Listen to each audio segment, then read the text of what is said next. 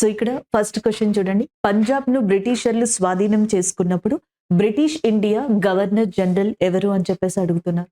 So who was the governor general of British India when the annexation of Punjab was carried out by the Britishers అని చెప్పి. ఆప్షన్స్‌లో Lord Canning, Lord Hardinge, Lord Dalhousie, Lord Ellenborough అని చెప్పేసి ఉన్నారు. So డైరెక్ట్‌గా answer చూద్దామండి. Answer వచ్చేటప్పటికి option B is the correct answer, Lord Dalhousie. Lord Dalhousie టైంలోనే మనకి పంజాబ్ అనేది బ్రిటిషర్స్ అనెక్సేషన్ చేసుకోవడం జరిగింది. పంజాబ్ ని బ్రిటిషర్స్ సొంతం చేసుకోవడం జరిగింది. యాక్చువల్ గా మనకి 1839 లో పంజాబ్ యొక్క కింగ్ ఎవరైతే ఉన్నారో మనకి రాజా రంజిత్ సింగ్ గారు, ఆయన మరణించడం జరిగింది. So after the death of Raja Ranjit Singh in 1839, so Britishers are started attacking or provoking Punjab ఏరియాగా చెప్పొచ్చు అనమాట. పంజాబ్ ఏరియాని ప్రొవాక్ చేయడం, అటాక్ చేయడం, ఇవన్నీ కూడా మనకి రాజా రంజిత్ సింగ్ తర్వాత ఈయన అక్కడ పవర్ఫుల్ కింగ్ అండ్ లీడర్ గా కూడా చెప్పొచ్చు. ఆయన చనిపోయిన తర్వాతే బ్రిటిషర్స్ ఇంకా పంజాబ్ ని ఆక్యుపై చేసుకునే పనిలో పడ్డారు. సో అలా ఫస్ట్ ఆంగ్లో సిక్ వార్ అనేది జరిగింది. దీని తర్వాత ఫస్ట్ ఆంగ్లో సిక్ వార్ అయిపోయిన తర్వాత మనకు ఒక ట్రీటీని కూడా కన్క్లూడ్ చేసుకున్నారనమాట. సో ట్రీటీ అయిపోయిన తర్వాత ఆ ట్రీటీ ఏదైతే ఉంటుందో ఆ సంధి, సో దాంట్లో కొన్ని మనకి మిస్ మ్యాచెస్ రావడం, వాటిని పంజాబ్ లో ఉన్న కొంతమంది ఒబే చేయకపోవడం, పంజాబ్ రాజ్యానికి సంబంధించి ఇవన్నీ అవ్వడం వల్ల ఫైనల్ గా నెక్స్ట్ లార్డ్ డల్హౌసీ కాలంలో పంజాబ్ ని బ్రిటిషర్స్ అనెక్సేషన్ లోకి తీసుకోవడం జరిగింది. అదే ఇక్కడ ఆన్సర్ అవుతుంది. Option B is the correct answer. So father of మనకి ఇండియన్ రైల్వేస్, భారతదేశ రైల్వే పితామహుడు అని చెప్పేసి కూడా లార్డ్ డల్హౌసీని చెప్పడం జరుగుతుంది అనమాట. అలాగే నెక్స్ట్ వచ్చేటప్పటికి మనకి ఈ రెడ్ ఫోర్ట్ ఉంటది కదా, రెడ్ ఫోర్ట్ లో మనకి లాస్ట్ మొఘల్ కింగ్ ఎవరైతే ఉన్నారో బహదూర్ షా టూ, మొఘల్ చక్రవర్తి లాస్ట్ ఉన్నది బహదూర్ షా టూ, ఆయనని రంగూన్ కి పంపించడం జరిగింది అనమాట. బహదూర్ షా టూ తర్వాత ఇండియాలో అఫీషియల్ గా కింగ్స్ ఉండరని, సో ప్రిన్స్ కి అధికారం అంత ఉండదని, ఇట్లాంటివన్నీ ప్రకటించి రెడ్ ఫోర్ట్ నుంచి మొఘల్స్ ని మొత్తాన్ని కూడా మనకి కంప్లీట్ గా వెకేట్ చేయించిన వ్యక్తి కూడా lord Dalhousie. Widow marriage act అనేది మనకి కానింగ్ వచ్చిన తర్వాత అమలైంది కానీ ఆ ప్రపోజల్ ని తీసుకొచ్చిన వ్యక్తి కూడా లార్డ్ డల్హౌసీ గాని చెప్తాం. Lord Dalhousie is very famous for the system which is called as a doctrine of lapse. రాజ్య సంక్రమణ సిద్ధాంతం వల్ల లార్డ్ డల్హౌసీ భారతదేశ చరిత్రలో వన్ ఆఫ్ ద ఇంపార్టెంట్ కీలక రోల్ ని ప్లే చేశారని చెప్పొచ్చు అనమాట, కీ రోల్ ని. ఎందుకంటే according to the doctrine of lapsi, ఈ రాజ్య సంక్రమణ సిద్ధాంతం ప్రకారం కింగ్ అండ్ క్వీన్ కి గనుక ఓన్ చిల్డ్రన్ లేకపోతే సో అప్పుడు ఆ రాజ్యం అనేది బ్రిటిషర్స్ సొంతం అయిపోతుంది. రెండోది, అది కూడా మనకి మేల్ అయి ఉండాలి, ఫీమేల్ అయినా సరే వాళ్ళు ఆక్యుపై చేసేసుకుంటారు. అండ్ నెక్స్ట్ వచ్చేటప్పటికి ఒకవేళ వీరు ఎవరినైనా అడాప్ట్ చేసుకోవాలనుకుంటే బ్రిటిషర్స్ పర్మిషన్ తీసుకోవాలి. అండ్ తీసుకున్న తర్వాత కూడా అడాప్ట్ చేసుకుంటే అడాప్ట్ చేసుకున్న పర్సన్ బ్రిటిషర్స్ కి పెన్షన్ దారుడు అవుతారు. అట్లా మనకి కొన్ని రూల్స్ రెగ్యులేషన్స్ పెట్టడం జరిగింది అనమాట. ఇలాంటి వాటిని వ్యతిరేకించిన వాళ్ళలో కర్ణాటకకి సంబంధించిన కిట్టూరి చెన్నమ్మ ఉన్నారు. అలాగే ఝాన్సీకి సంబంధించిన లక్ష్మీబాయి కూడా ఉన్నారు. ఝాన్సీ లక్ష్మీబాయిని చంపింది ఎవరు అని అడుగుతారు. Who kill Jhansi Lakshmibai? Huge rose గా చెప్పడం జరుగుతుంది అనమాట. విడో మ్యారేజ్ కావచ్చు, యాక్ట్ కావచ్చు, నెక్స్ట్ మనకి సతీ సాగమనం, సతీ అబాలిషన్ యాక్ట్, దాని తర్వాత next especially doctrine of lapsi, ఇవన్నీ కూడా మనకి 1857 లో రివోల్ట్ కి కారణమయ్యాయి. సిపాయిల తిరుగుబాటుతో పాటు దాంట్లో జమీందార్స్ పార్టిసిపేట్ చేశారు, ఇంకొంతమంది క్లాస్ ఆఫ్ పీపుల్ కూడా పార్టిసిపేట్ చేశారు. దాంట్లో రీజన్స్ లో ఒకటి వచ్చేటప్పటికి సిపాయిల రీజన్ అయితే, ఇంకొకటి ఇండియా యొక్క కల్చర్ సిస్టమ్ లో చాలా చేంజెస్ రావడం అని కూడా చెప్తా ఉంటారు. ఈ ఓరియంటెడ్ లో కూడా క్వశ్చన్స్ ని అడిగే ఛాన్సెస్ ఉన్నాయి. ఇకపోతే lord Canning, the first viceroy of India, భారతదేశానికి ఫస్ట్ వైస్రాయ్ ఆఫ్ ఇండియా కింద లార్డ్ కానింగ్ ని చెప్తారు. And last viceroy of India కింద లార్డ్ మౌంట్ బ్యాటన్ ని చెప్పడం జరుగుతుంది అనమాట. సో ఇవి మీరు ఓవరాల్ గా గుర్తుపెట్టుకొని option B is the correct answer. Next one చూద్దాం. సో నెక్స్ట్ క్వశ్చన్ చూడండి. Who among the following was the successor of Chandragupta one? ఈ క్రింది వారిలో చంద్రగుప్త వన్ యొక్క వారసుడు ఎవరు అని చెప్పేసి అడుగుతున్నారు.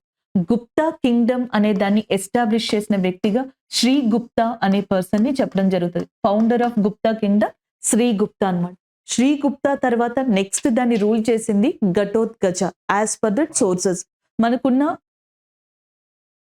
మనకున్న సోర్సెస్ యొక్క ఇన్ఫర్మేషన్ ప్రకారం ఘటోత్కచ అనే పర్సన్ రూల్ చేశారు. ఘటోత్కచ తర్వాత చంద్రగుప్త వన్ అనే పర్సన్ మనకి రూల్ చేయడం జరిగింది. అంటే మనకి క్రింది వారిలో చంద్రగుప్త వన్ యొక్క వారసుడు ఎవరు అని అడుగుతున్నారు. చంద్రగుప్త వన్ తర్వాత నెక్స్ట్ మనకి రూల్ చేసింది సముద్రగుప్తుడు కాబట్టి ఆప్షన్ బి అనేది కరెక్ట్ ఆన్సర్ అవుతుంది అనమాట.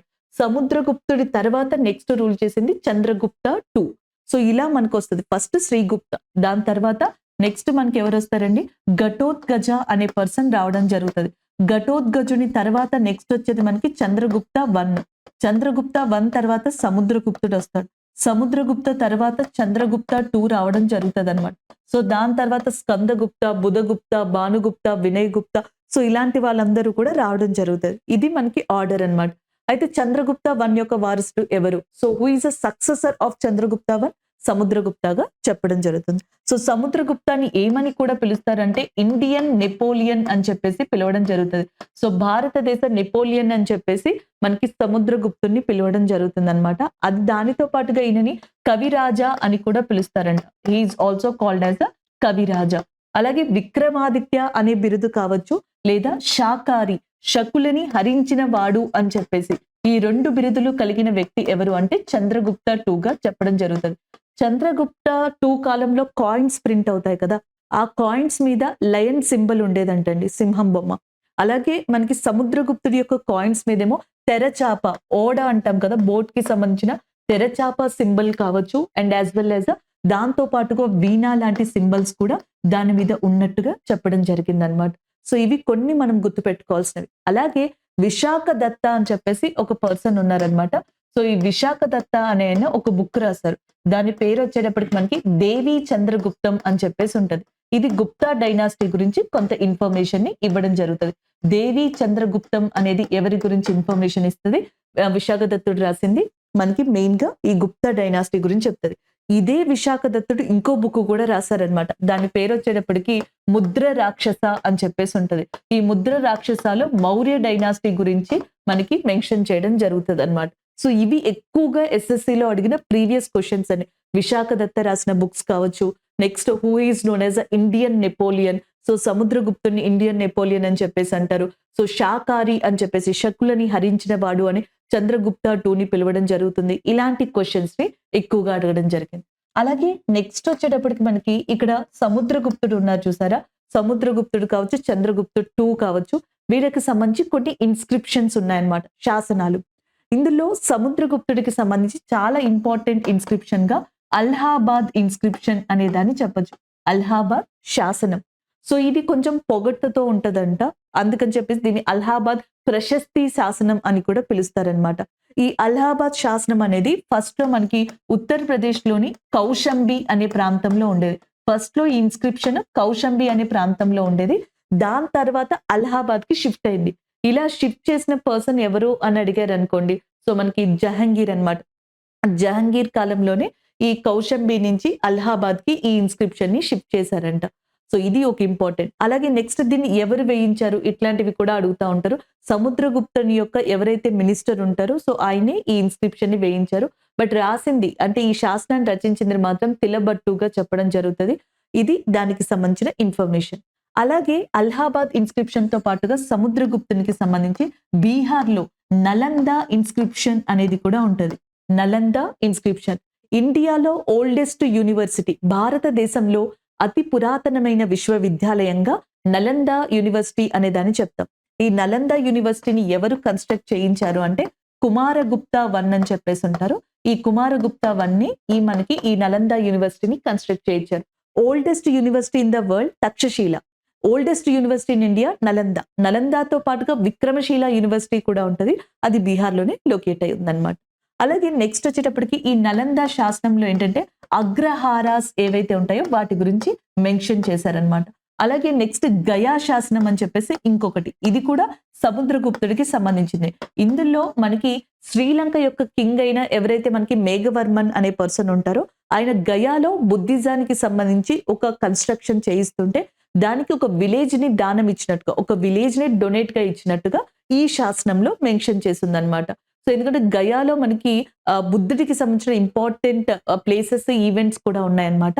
అందుకని ఇక్కడ ఒక కన్స్ట్రక్షన్ ని కూడా చేయించడం జరిగింది. బుద్ధిజానికి మెయిన్ కన్స్ట్రక్షన్ గా దేన్ని చెప్తారంటే స్తూప అనే దాన్ని చెప్తారు. దాని తర్వాత చైత్య అనే దాన్ని కూడా చెప్పడం జరుగుతుంది. దాని తర్వాత విహారాస్ అనే దాన్ని చెప్తారు.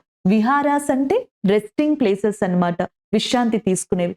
చైత్యాలంటే మనకి ప్రేయర్ హాల్స్ గా చెప్తాం. స్తూపాస్ అంటే బుద్ధుని యొక్క ఏవైతే అవశేషాలు ఉన్నాయో దాన్ని స్తూపాగా చెప్పడం జరుగుతుంది. సాంచి స్తూప, సారనాథ్ స్తూప ఇలాంటివన్నీ కూడా ఇంపార్టెంట్ గా చెప్తాం. ఇవి కాకుండా మధ్యప్రదేశ్లో మనకి ఎర్రన్ శాసనం అని చెప్పేసి ఉందంట. ఇది మధ్యప్రదేశ్లో ఉందన్నమాట. సో దీన్ని వచ్చేటప్పటికి మనకి భానుగుప్త, ఈ గుప్తాస్ లోనే ఇంపార్టెంట్ కింగ్ అయిన భానుగుప్త అనే పర్సన్ ఈ శాసనాన్ని వేయించారు. ఈ శాసనం కొంచెం ఇంట్రెస్టింగ్ గా ఉంటది. ఎందుకంటే ఈ శాసనం మనకి మొట్టమొదటిసారిగా సతీ సాగమనాన్ని గురించి ఎక్స్ప్లెయిన్ చేసిందంట. సతీ సాగమనాన్ని నిషేధించాలని కృషి చేసిన వ్యక్తి ఎవరు? Who contributed to abolition of sati in India అంటే that is the Raja Rammohan Roy. Who given that sati abolition act in India? Who introduced? William Bentinck in 1829 గా చెప్పొచ్చు అనమాట. అలాంటి సతీ సాగమనాన్ని గురించి ఫస్ట్ టైం మనకి మెన్షన్ చేసింది ఎర్రన్ శాసనంలో అండ్ గుప్తుల కాలంలో భానుగుప్త ఆ శాసనంలో మెన్షన్ చేశారనమాట. అలాగే మనకి ఇంకొక ఇంపార్టెంట్ పర్సన్ ఉన్నారు. ఆయన పేరు స్కంద గుప్తాగా చెప్పడం జరుగుతుంది. స్కంద గుప్తా. స్కంద గుప్తా కాలంలోనే మనకి గుప్తాస్ ని అటాక్ చేసిన పర్సన్స్ గా హున్స్ ని చెప్తారు. ఈ హున్స్ ని సప్రెస్ చేసింది కూడా గుప్తాసే, స్కంద గుప్తుడే. సో ఈ ఇన్ఫర్మేషన్ మనకి ఎక్కడ దొరుకుతుంది? బీతర్ అనే ఒక ఇన్స్క్రిప్షన్ లో ఉంటది. ఈ బీతర్ అనే శాసనం మనకి ఎక్కడ లభిస్తుంది అంటే మధ్యప్రదేశ్ లోనే కనిపిస్తుంది. ఇదే మధ్యప్రదేశ్ లో ఇండోర్ శాసనం అని చెప్పేసి ఇంకొకటి ఉందన్నమాట.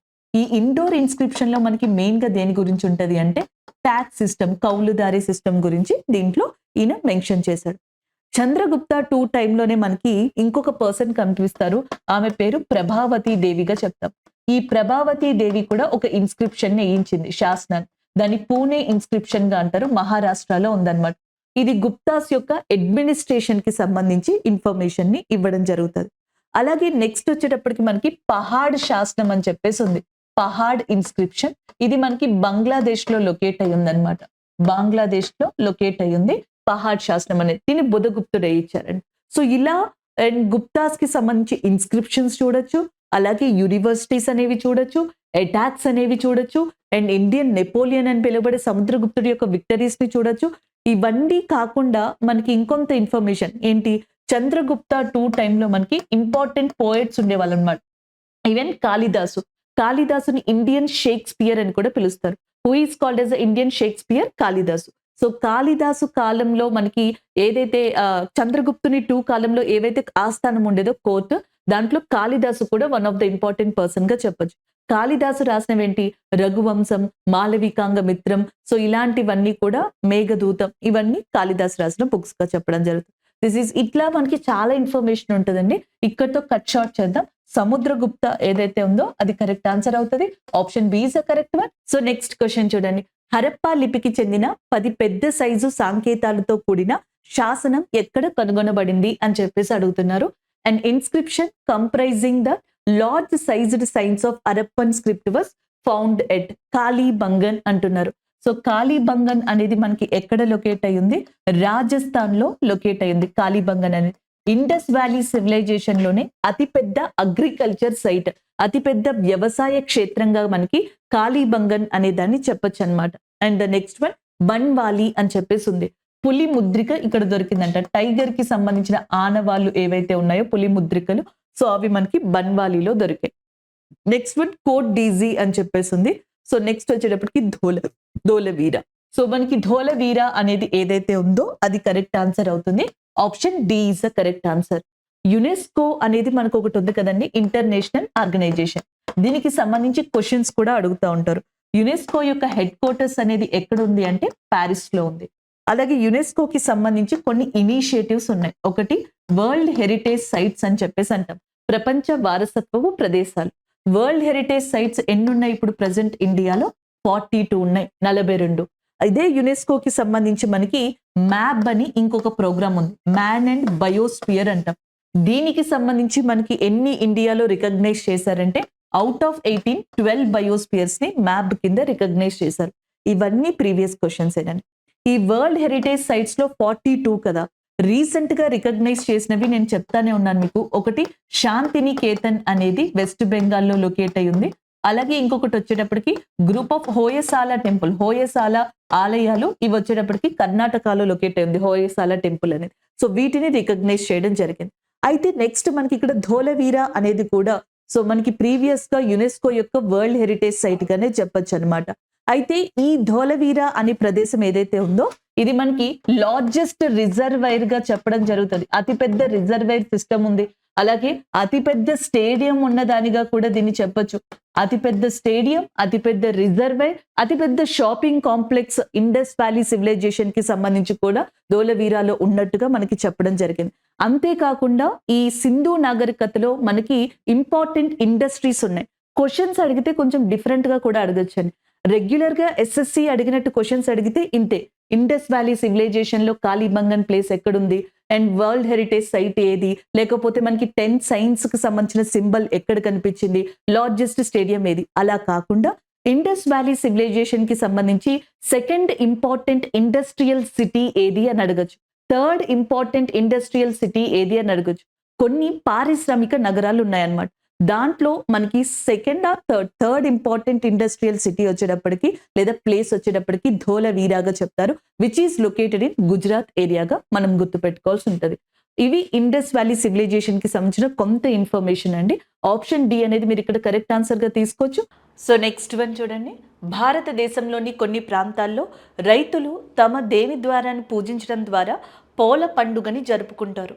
And farmers in some parts of India celebrated the Pola festival by worshipping their అని చెప్పేసి అడుగుతున్నారు.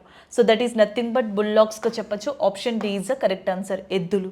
మహారాష్ట్ర, ఛత్తీస్గఢ్ లాంటి ప్రాంతాలలో ఎద్దుల్ని పూజించడం ద్వారా పోలా అనే ఒక ఫెస్టివల్ని సెలబ్రేట్ చేసుకుంటారు. In Maharashtra, Chhattisgarh by worshipping bullocks and they are celebrating Pola festival with respect to their రీజియన్స్గా చెప్పచ్చు. ఆప్షన్ డి అనేది ఇక్కడ కరెక్ట్ ఆన్సర్ అవుతుంది. నెక్స్ట్ వన్ చూద్దాం. సో ఇక్కడ క్వశ్చన్ చూడండి. ప్రతిష్టాత్మక అంతర్జాతీయ క్రీడా పోటీలలో పతకాలు సాధించేలాగా ఆటగాళ్లను తయారు చేసి కోచ్లకు క్రింది వాటిలో ఏ అవార్డును ప్రదానం చేయబడుతుంది అని అడుగుతున్నారు. Which of the following is awarded to the coaches for producing medal winners at prestigious international sports event అని చెప్పేసి ఇచ్చారు. సో దీంట్లో చూసేటప్పటికి అర్జున అవార్డ్, ద్రోణాచార్య, ధ్యాన్ చంద్, రాజీవ్ గాంధీ ఖేల్ రత్న. సో రాజీవ్ గాంధీ ఖేల్ రత్న అనే దాన్ని మనకి ఏమని మేజర్ ధ్యాన్ చంద్ ఖేల్ రత్న అవార్డు కింద పేరు మార్చారండి. రాజీవ్ గాంధీ ఖేల్ రత్న అవార్డుని మేజర్ ధ్యాన్ చంద్ ఖేల్ రత్న అవార్డు కింద పేరు మార్చడం జరిగిందన్నారు. ఇది ఒకటి గుర్తుపెట్టుకోవాలి. నెక్స్ట్ వన్, అర్జున అవార్డు అనేది ఎవరైతే స్పోర్ట్స్లో బెస్ట్ కాంట్రిబ్యూషన్ ఇచ్చారో వాళ్ళకి ఇవ్వడం జరుగుతుంది, బెస్ట్ పర్ఫార్మెన్స్ ఇచ్చారో వాళ్ళకి. ద్రోణాచార్య అవార్డు ఏదైతే ఉందో సో దీనిని బెస్ట్ కోచెస్ ఎవరైతే ఉన్నారో మనకి కోచింగ్ ఇచ్చిన వాళ్ళు, ఆ కోచ్లు ఎవరైతే ఉన్నారో వాళ్ళకి ఇవ్వడం జరుగుతుంది. సో ఇక్కడ ఆన్సర్ వచ్చేటప్పటికి Dronacharya award is a correct answer. మనకి నేషనల్ స్పోర్ట్స్ ఉంది చూసారా. సో నేషనల్ స్పోర్ట్స్ వచ్చేటప్పటికి మెయిన్గా ఎవ్రీ ఇయర్ కూడా ministry of youth affairs and స్పోర్ట్స్కి సంబంధించి అవార్డ్స్ని ప్రకటిస్తుంది. దీంట్లో ఏంటి, Dronacharya award, Arjuna award, Major Dhyan Chand Khel Ratna award, ఇలాంటివన్నీ కూడా దాంట్లో ఉంటాయి అన్నమాట. మనకి ఈసారి అయితే కనుక Khanwilkar, again I'm repeating, Khanwilkar. So Khanwilkar అనే పర్సన్ ఎవరైతే ఉన్నారో ఆయన మనకి ఈ కమిటీకి హెడ్గా ఉన్నారు. ఎవరైతే ఈ స్పోర్ట్స్ పర్సన్స్ని ఈ అవార్డుకి సెలెక్ట్ చేయాలి కదా, ఈ అవార్డుకి సెలెక్ట్ చేసే కమిటీ ఏదైతే ఉంటుందో దానికి హెడ్గా ఉన్నది ఎవరు అంటే కాన్విల్కర్ ఈసారి. సో దీంట్లో ఇంపార్టెంట్ ఇన్ఫర్మేషన్ అనేది మీరు ఇక్కడ చూడొచ్చు. మేజర్ ధ్యాన్ చంద్ ఖేల్ రత్న అవార్డు అని చెప్పేసి ఉంది చూసారా. ఈ major Dhyan Chand Khel Ratna award out standing award అనమాట, హైయెస్ట్ అవార్డు స్పోర్ట్స్లో ఇచ్చేది. ఇది ఇద్దరికి ఇవ్వడం జరిగింది. ఇద్దరు బ్యాడ్మింటన్ విభాగానికి సంబంధించిన వాళ్ళు. ఒకళ్ళు సాత్విక్ సాయిరాజ్ రంకిరెడ్డి అండ్ ఇంకొకళ్ళు చిరాగ్ శెట్టి. సాత్విక్ సాయిరాజ్కి, చిరాగ్ శెట్టికి బ్యాడ్మింటన్ డ్యూయో విభాగానికి సంబంధించి మేజర్ ధ్యాన్ చంద్ ఖేల్ రత్న అవార్డుని రీసెంట్గా వాళ్ళకి ఇవ్వడం జరిగింది. ఫస్ట్ అవార్డు తీసుకున్నది, ఈ మేజర్ ధ్యాన్ చంద్ ఖేల్ రత్న అవార్డుని తీసుకున్నది ఎవరు అంటే ఫస్ట్ అవార్డుని విశ్వనాథ్ ఆనంద్ గారు, చెస్ ఛాంపియన్ అయిన విశ్వనాథ్ ఆనంద్ గారు ఫస్ట్ అవార్డు అనమాట దీనికి సంబంధించి. ఈ అవార్డు ఎవరికైతే వస్తుందో వాళ్ళకి 25 lakhs క్యాష్ ప్రైజ్ అనేది ఇస్తారు. నెక్స్ట్ వన్, దాని తర్వాత ద బెస్ట్ అవార్డుగా అర్జున అవార్డు అనేది ఉంటుంది. సో దీంట్లో ఎవరికైతే విన్నర్స్గా ఉంటారో, ఎవరైతే సెలెక్ట్ అవుతారో వాళ్ళకి 16 lakhs క్యాష్ ప్రైజ్ అనేది ఇవ్వడం జరుగుతుంది. టోటల్గా 26 మెంబర్స్ని ఈసారి అర్జున అవార్డుకి ఎంపిక చేశారు. దాంట్లో క్రికెటర్స్ తరపున ఒకే ఒక్క పర్సన్ ఉన్నారు, మొహమ్మద్ షామి. బీసీసీఐ రికమెండ్ చేసిన మేరకు మొహమ్మద్ షామి మనకి ఉండడం జరిగిందంట. అది ఒకటి. శీతల్ దేవి గారు, ఇండియాలో ప్రతి ఒక్కళ్ళు తెలుసుకోవాల్సిన పర్సన్. ముఖ్యంగా మనం ఎగ్జామ్స్కి ప్రిపేర్ అవుతూ ఉంటాం కాబట్టి ఒక మంచి ఇన్స్పిరేషన్గా శీతల్ దేవి గారిని చెప్పచ్చు. ప్రపంచంలో ఫస్ట్ టైం 2 చేతులు లేవండి ఈమెకి, ఆర్మ్స్ లేకుండా ఓన్లీ కాళ్ళతోటి ఆర్చరీ ఆడిన పర్సన్ ఈమె. అండ్ ఆడి మెడల్ని తీసుకొచ్చారు ఇండియాకి శీతల్ దేవి గారు. ఆమెకి కూడా రావడం జరిగింది అర్జున అవార్డు. అలాగే ఉషు గేమ్కి సంబంధించి రోషి బినా దేవి గారికి కూడా వచ్చింది. ఇలా చాలా మంది ఉన్నారు దీంట్లో. బ్లైండ్ క్రికెటర్కి కూడా ఒక పర్సన్కి రావడం జరిగింది Arjuna awards. So Arjuna award, దాని తర్వాత మేజర్ ధ్యాన్ చంద్ ఖేల్ రత్న తర్వాత కోచ్కి సంబంధించి ద్రోణాచార్య అవార్డు ఇస్తారు. దీంట్లో జస్ప్రీత్ సింగ్ గారు గోల్ఫ్కి సంబంధించి అందుకున్నారు. భాస్కరన్ గారు కబడ్డీకి సంబంధించి, జయంత్ కుమార్ గారు టేబుల్ టెన్నిస్కి సంబంధించి. సో జస్ప్రీత్ గారేమో గోల్ఫ్కి, భాస్కరన్ గారేమో కబడ్డీకి, తర్వాత నెక్స్ట్ వచ్చేటప్పటికి మనకి జయంత్ కుమార్ గారు టేబుల్ టెన్నిస్కి అందుకోవడం జరిగింది. సో ఇవి ధ్యాన్ చంద్కి సంబంధించి మిగతా వాటికి సంబంధించిన ఇంపార్టెంట్ ఇన్ఫర్మేషన్గా చెప్పొచ్చు. ఆప్షన్ బి ఏదైతే ఉందో అది కరెక్ట్ ఆన్సర్ అవుతుంది. నెక్స్ట్ వన్, భారతీయ పండుగ ఓనంని కేరళలో ఎన్ని రోజులు జరుపుకుంటారు? ఇలాంటి క్వశ్చన్స్ చూడండి, ఎందుకంటే మనం ఎప్పుడు కేరళ అంటే ఓనం అని చెప్పేసి గుర్తుపెట్టుకుంటాం, కానీ ఎన్ని డేస్ సెలబ్రేట్ చేసుకుంటారు అని అడుగుతున్నారు. సాధారణంగా ఓనంని 10 days జరుపుకుంటారనమాట. ఈ న్యూ ఇయర్ సెలబ్రేషన్స్ లాంటివిగా చెప్పొచ్చు అనమాట. వాళ్ళకి సంబంధించి కొత్త సంవత్సరానికి సంబంధించిన ఫెస్టివల్ అనమాట. న్యూ ఇయర్ని ఎస్పెషల్లీ కేరళలో ఏమని చెప్పేసి పిలుస్తారంటే విషు అని చెప్పేసి పిలుస్తారంట. న్యూ ఇయర్ డేని కేరళలో విషు అని చెప్పేసి పిలుస్తారు. సో టోటల్గా ఇలాంటి సెలబ్రేషన్స్ ఓనం పేరు మీదుగా 10 రోజులు కేరళలో సెలబ్రేట్ చేసుకోవడం జరుగుతుంది. 2011 సెన్సస్ ప్రకారం, అకార్డింగ్ టు 2011 సెన్సస్, ఇండియాలో హైయెస్ట్ జెండర్ రేషియో ఉన్న స్టేట్ ఏది అని అడిగితే దట్ ఈస్ నథింగ్ బట్ కేరళగా చెప్పచ్చు. ఇది ఒక పాయింట్ అండి. అలాగే హైయెస్ట్ లిటరసీ ఉన్న ఏరియాగా కూడా, అక్షరాస్యత ఉన్న స్టేట్గా కూడా మనం కేరళని చెప్పడం జరుగుతుంది. అది ఒకటి. సో ఈ రెండు 2011 సెన్సస్కి సంబంధించి. అలాగే ఇంపార్టెంట్ లేక్ వచ్చేటప్పటికి వెంబనాథన్ లేక్ అని చెప్పేసి ఉంది కేరళలో. ఇది చాలా ఫేమస్గా చెప్తాం. బోట్ రేస్ నేను ఇందాకలే చెప్పాను, వల్లంకల్లి. హిల్ స్టేషన్ వచ్చేటప్పటికి మున్నార్ అనే హిల్ స్టేషన్ ఉంది, అది చాలా ఇంపార్టెంట్. శబరి ఏదైతే ఉంటుందో మనకి శబరిగిరి టెంపుల్, అండ్ నెక్స్ట్ వచ్చేటప్పటికి ఇంకొకటి మనకి అనంత పద్మనాభ స్వామి టెంపుల్, ఇవన్నీ కూడా కేరళలో చాలా ఫేమస్గా చెప్పడం జరుగుతుంది. ఎరవీకులం నేషనల్ పార్క్ అనేది కూడా ఇక్కడ ఫేమస్ అండి. అలాగే సైలెంట్ వ్యాలీ నేషనల్ పార్క్ అని చెప్పేసి ఉంది. సో అక్కడ పెరియార్ నది దగ్గర లొకేట్ అయ్యి ఉంది కేరళలో. అగస్యామలై అనేది కేరళలో ఉన్న బయోస్పియర్.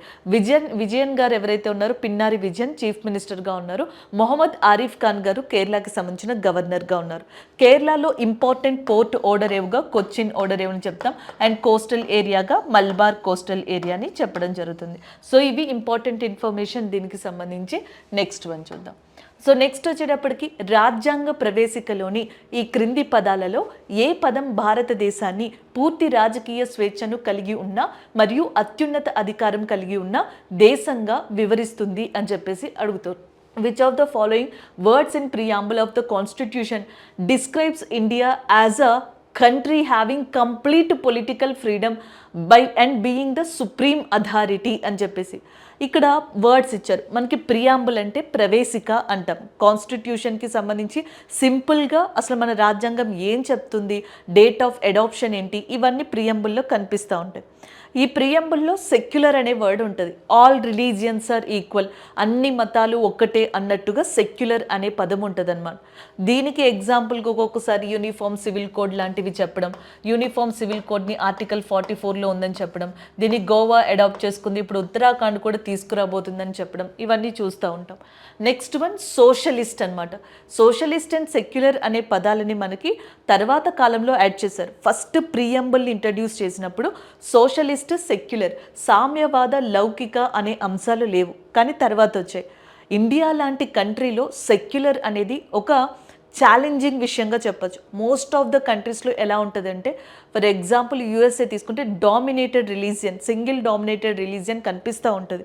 సో మైనర్గా, చాలా మైనర్గా కొన్ని 1 or 2 రిలీజియన్స్ ఉంటాయి. సో యూరోప్ కంట్రీస్లో కూడా మ్యాక్సిమం అలానే కనిపిస్తుంది. ఇండియాలోకి వచ్చేటప్పటికి డిఫరెంట్ కైండ్ ఆఫ్ రిలీజియన్స్, వాటికి సంబంధించిన ఎమోషన్స్ కావచ్చు, వాటికి సంబంధించిన కల్చరల్ ఐడెంటిటీ, ఫాలోస్, రూల్స్, ఇవన్నిటినీ కూడా గవర్నమెంట్ బ్యాలెన్సింగ్గా తీసుకెళ్ళాలి. అందుకనే సో సెక్యులర్ అనేది ఇండియాలో వన్ ఆఫ్ ద ఛాలెంజింగ్ వర్డ్గా చెప్పచ్చు. సోషలిస్ట్, సో సామాజిక పరంగా అందరూ ఒకేలా ఉండాలి అనేది దాని యొక్క ఉద్దేశం.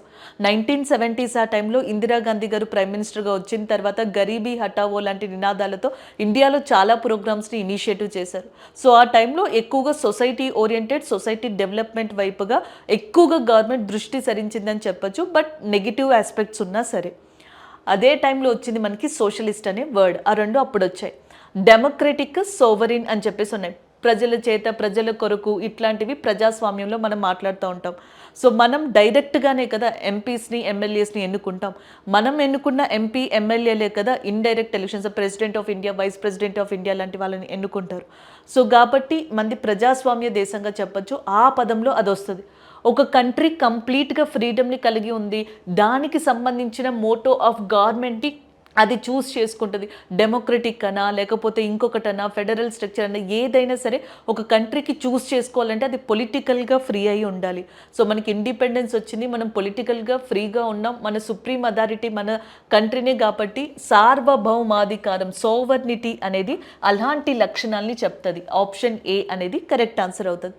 ప్రియంబల్ని కనుక కరెక్ట్గా మనం అర్థం చేసుకోగలిగితే మన కంట్రీకి సంబంధించిన చాలా ఆస్పెక్ట్స్ ఆఫ్ పాయింట్స్ అనేవి మీకు ఇంట్రెస్టింగ్గా ఉంటాయి, తెలుస్తాయి కూడా.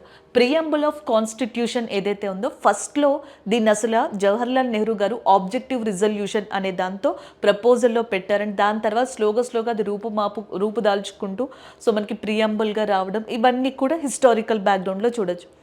సోర్సెస్ ఆఫ్ కాన్స్టిట్యూషన్ గురించి, నేచర్ ఆఫ్ ఇండియన్ స్టేట్ గురించి, మన భారతదేశం ఎలాంటి దేశం అంటే మనకి సార్వభౌమాధికారం, ప్రజాస్వామ్యం, అలాగే లౌకికవాదం, ఇలాంటివన్నీ కూడా కలిగి ఉన్న దేశంగా అది కనిపిస్తుంది అన్నట్టుగా మీకు అక్కడ కనిపిస్తుంది. డేట్ ఆఫ్ అడాప్షన్ అనేది కూడా మీకు అక్కడ కనిపించడం జరుగుతుంది.